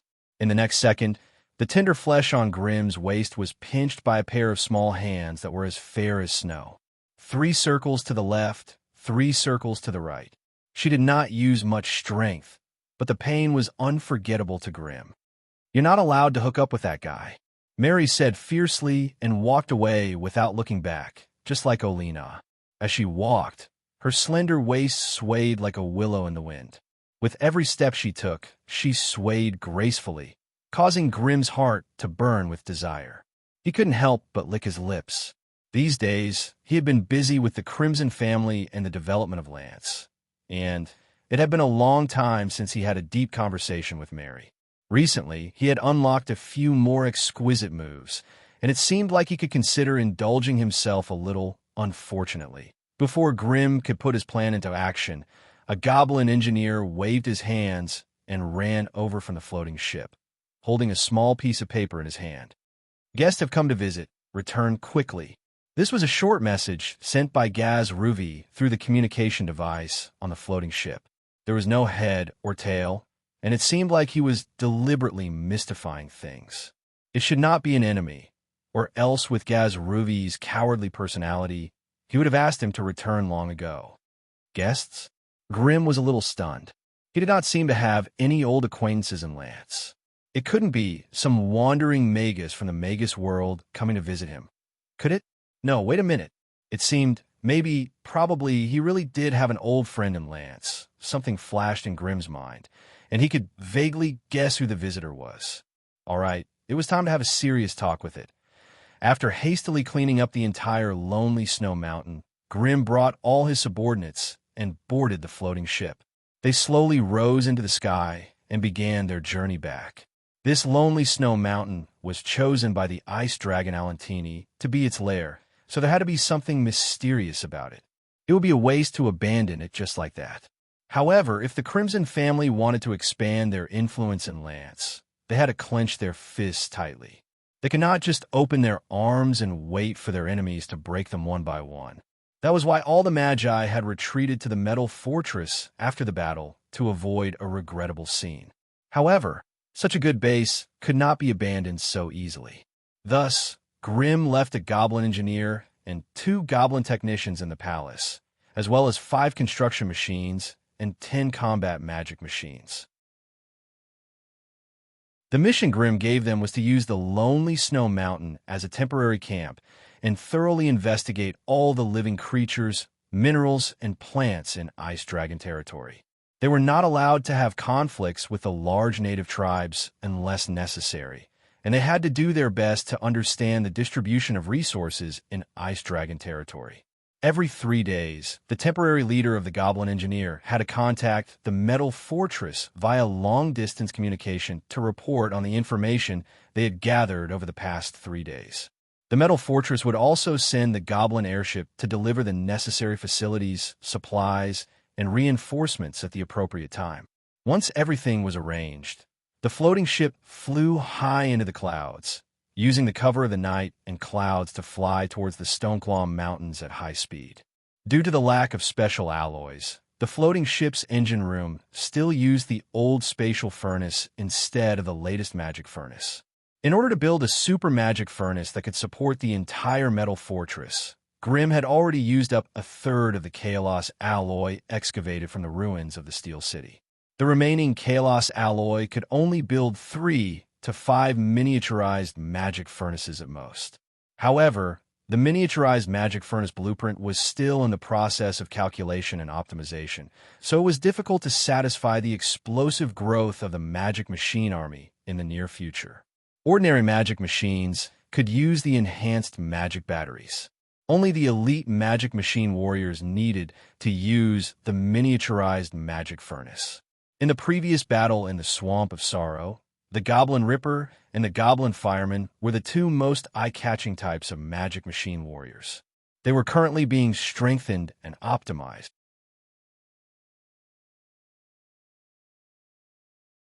Chapter 609. Grimm's old friend, Arms the Thunder Dragon, was waiting at the entrance of the Metal Fortress. It was apparent that Arms had concealed his identity on this trip. Not only did he transform into his human form, but he had also donned a thick robe that completely concealed his figure and appearance. Arms stood alone in front of the towering walls of the Metal Fortress. He silently looked up at the huge metal object that was more than 100 meters long appearing in the distant sky and quickly arriving above his head. The giant airship hovered above the half-mountain, half-metal castle for a moment. Then, with the sound of grinding gears, an entrance suddenly opened up above the metal castle that had been in perfect harmony with the mountain just a moment ago. Under Arms' astonished gaze, the airship slowly sank into the opening. From afar, it looked as though the metal monster in the belly of the mountain had swallowed the airship in one gulp. It was a shocking sight to behold. Since the metal fortress had surpassed the steam power stage, all the energy consumed within it came from the magical furnace. Therefore, There were no huge boilers, steam engines, or huge clouds of water vapor. Half of the mountain in front of him had been hollowed out by the metal monster, turning it into a half-mountain, half-metal fortress. The half-mountain that Arms was facing had been completely turned into a metal wall. The thickness of the wall was shocking. More importantly, the metal wall was as clean as new, and there were no entrances or exits. Arms couldn't break in even if he wanted to. It seemed like he had no other way but to smash the wall. While Arms was deep in thought, a loud and long dragon roar suddenly came from the depths of the Stoneclaw Mountains. Upon hearing the dragon's roar, Arms, who had remained calm a moment ago, began to panic. "Welcome to my territory, Lord Arms. Please." Grim was already standing respectfully in front of the metal wall. The metal door behind him slid to the side, revealing a huge entrance that was 5 meters tall and 10 meters wide. On both sides of the door were 2 rows of tall and mighty metal puppets. There were roughly 30 of them. Arms looked back. With his excellent eyesight as a dragon, he could clearly see a small black that suddenly appeared at the end of the horizon. Although it was still 20 to 30 miles away, Arms could already vaguely sense the surging presence of the fire element. It was a fire dragon. According to its memories, there was only one fire dragon that lived near the Stoneclaw Mountains and the Swamp of Sorrows. That was the powerful fire dragon lady, Felaba, who occupied the Doomsday Castle. Damn it, that was a powerful Tier 3 fire dragon. Moreover, it was tyrannical and extremely belligerent. Who would have thought that these human sorcerers would provoke such a terrifying fellow as soon as they arrived here? Damn it, damn it, damn it, Arms cursed inwardly. For a moment, no one knew if it was cursing the female dragon or Grim. Arms didn't bother being polite to Grim and strode into the strange fortress made entirely of metal. From the looks of it, it didn't seem to want to meet the fire dragon girl in the distance. As soon as he entered, Arms was stunned by what he saw. How was this a castle? This was simply a terrifying metal city that occupied a vast area and had perfect functions. The silver-white metal floor stretched out in front of Arms' eyes. On both sides of the road were metal warehouses and metal buildings that rose from the ground. The crisscrossing metal paths could lead to any corner of the metal city, and the ones walking on them were terrifying metal magical machines with heavy footsteps and dense auras. There were as many as 20 security magic machines at the transportation hubs. Judging from their appearance and shape, they seemed to be divided into different types of magic machines. Some of the magic machines looked like 8-clawed spiders. Their disc-shaped metal bodies were densely packed with strange compound eyes that looked like beehives. They stood on both sides of the road and scanned every magic machine that passed by. Their compound eyes flashed with strange spectral rays. It seemed like there was more than one way to detect something. Apart from the fixed sentries, there were also metal eyeballs the size of a human head hovering above the metal city. They didn't have wings, but they could fly freely in the sky by relying on a few jets that emitted a faint blue light. From time to time, they would suddenly hover above a building or a magical machine, projecting a wide and illusory green belt of light from their mechanical bellies. The metal that was swept by the bands of light would instantly turn transparent, revealing the contents and structure of the metal to the eyeballs. Although the city was huge and bustling with activity and filled with gigantic metal magical machines, there was strangely not much noise or ear-piercing noises. The construction machines walking on it were either carrying huge metal boxes or large piles of metal ingots or some kind of rare materials. Arms looked around and couldn't find a single one among the hundreds of magic machines and construction machines. They seemed to be busy all the time, never knowing fatigue. Arms could also sense a powerful spiritual power emanating from them. Indeed, ever since he stepped into the metal city, Arms could clearly sense that every piece of metal and metal here was permeated with an indescribable mental force. It was as if they were being controlled and ruled by a powerful mind and will. It was that strange grade 3 brain monster. There was no need for further explanation. Arms, who had participated in the entire battle at the Goblin Plain, immediately thought of that strange life form. That guy's physical combat ability was almost zero, but in terms of magical energy and mental ability control, he was clearly far stronger than he was. Who would have thought that it had also survived that big explosion? Just as Arms was regretting that he didn't get rid of the root of the problem the last time, a loud rumble came from the thick metal wall behind him, followed by a piercing siren.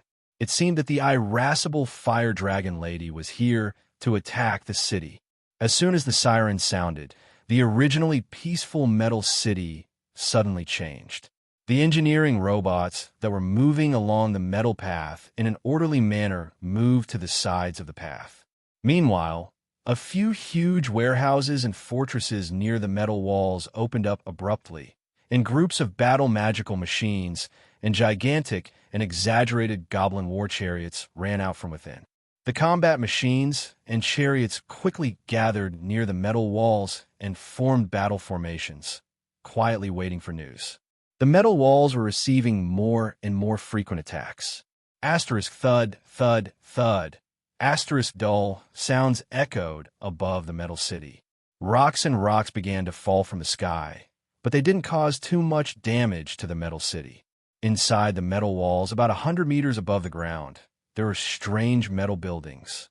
When the metal walls were attacked, countless small cannons silently opened up on the metal walls. The metal buildings moved forward and extended their pitch-black cannons. When a metal wall was attacked, countless small cannons silently opened up on the metal wall. The metal building moved forward, and the black cannons extended out. Immediately after, a massive amount of magical energy was transmitted from the underground of the metal city. The magical energy flowed along the walls of the metal structure and quickly extended toward the strange metal building. As the magical energy gathered grew larger and larger, the magic energy cannons trembled soundlessly and shot out frighteningly powerful energy beams. Arms didn't know the situation outside. However, as the magic cannons continued to fire, the attacks on the metal walls stopped abruptly. It seemed that the enemies outside had no time to attack the metal walls and were busy defending against the terrifying energy attacks. The short battle only lasted for a quarter of an hour before it ended. A few moments later, dozens of metal gates of various sizes opened. Squads of combat machines and construction machines swarmed out and launched their final assault on the remaining enemies in the distance. Soon, teams of construction machines lifted, carried draconids with broken limbs and mangled flesh back to the city, before locking them in special cells and prisons one after another. Even though Arms didn't care about the strength of the magic machines, he watched everything with a pale face. This was Lance Plain, the backyard of the low and mid-tier dragon overlords. However, when Arms saw the scene before him, his heart trembled and he was terrified. Once upon a time, the dragons were the masters behind the scenes, and the Draconians were the undisputed rulers of this place. But now, just like how the Draconians slaughtered the native tribes, the Metal City was also slaughtering the Draconians with a clear plan and a clear target. The hunters in the past had become the prey of someone else. Arms found it hard to adapt to such a reversal of the situation.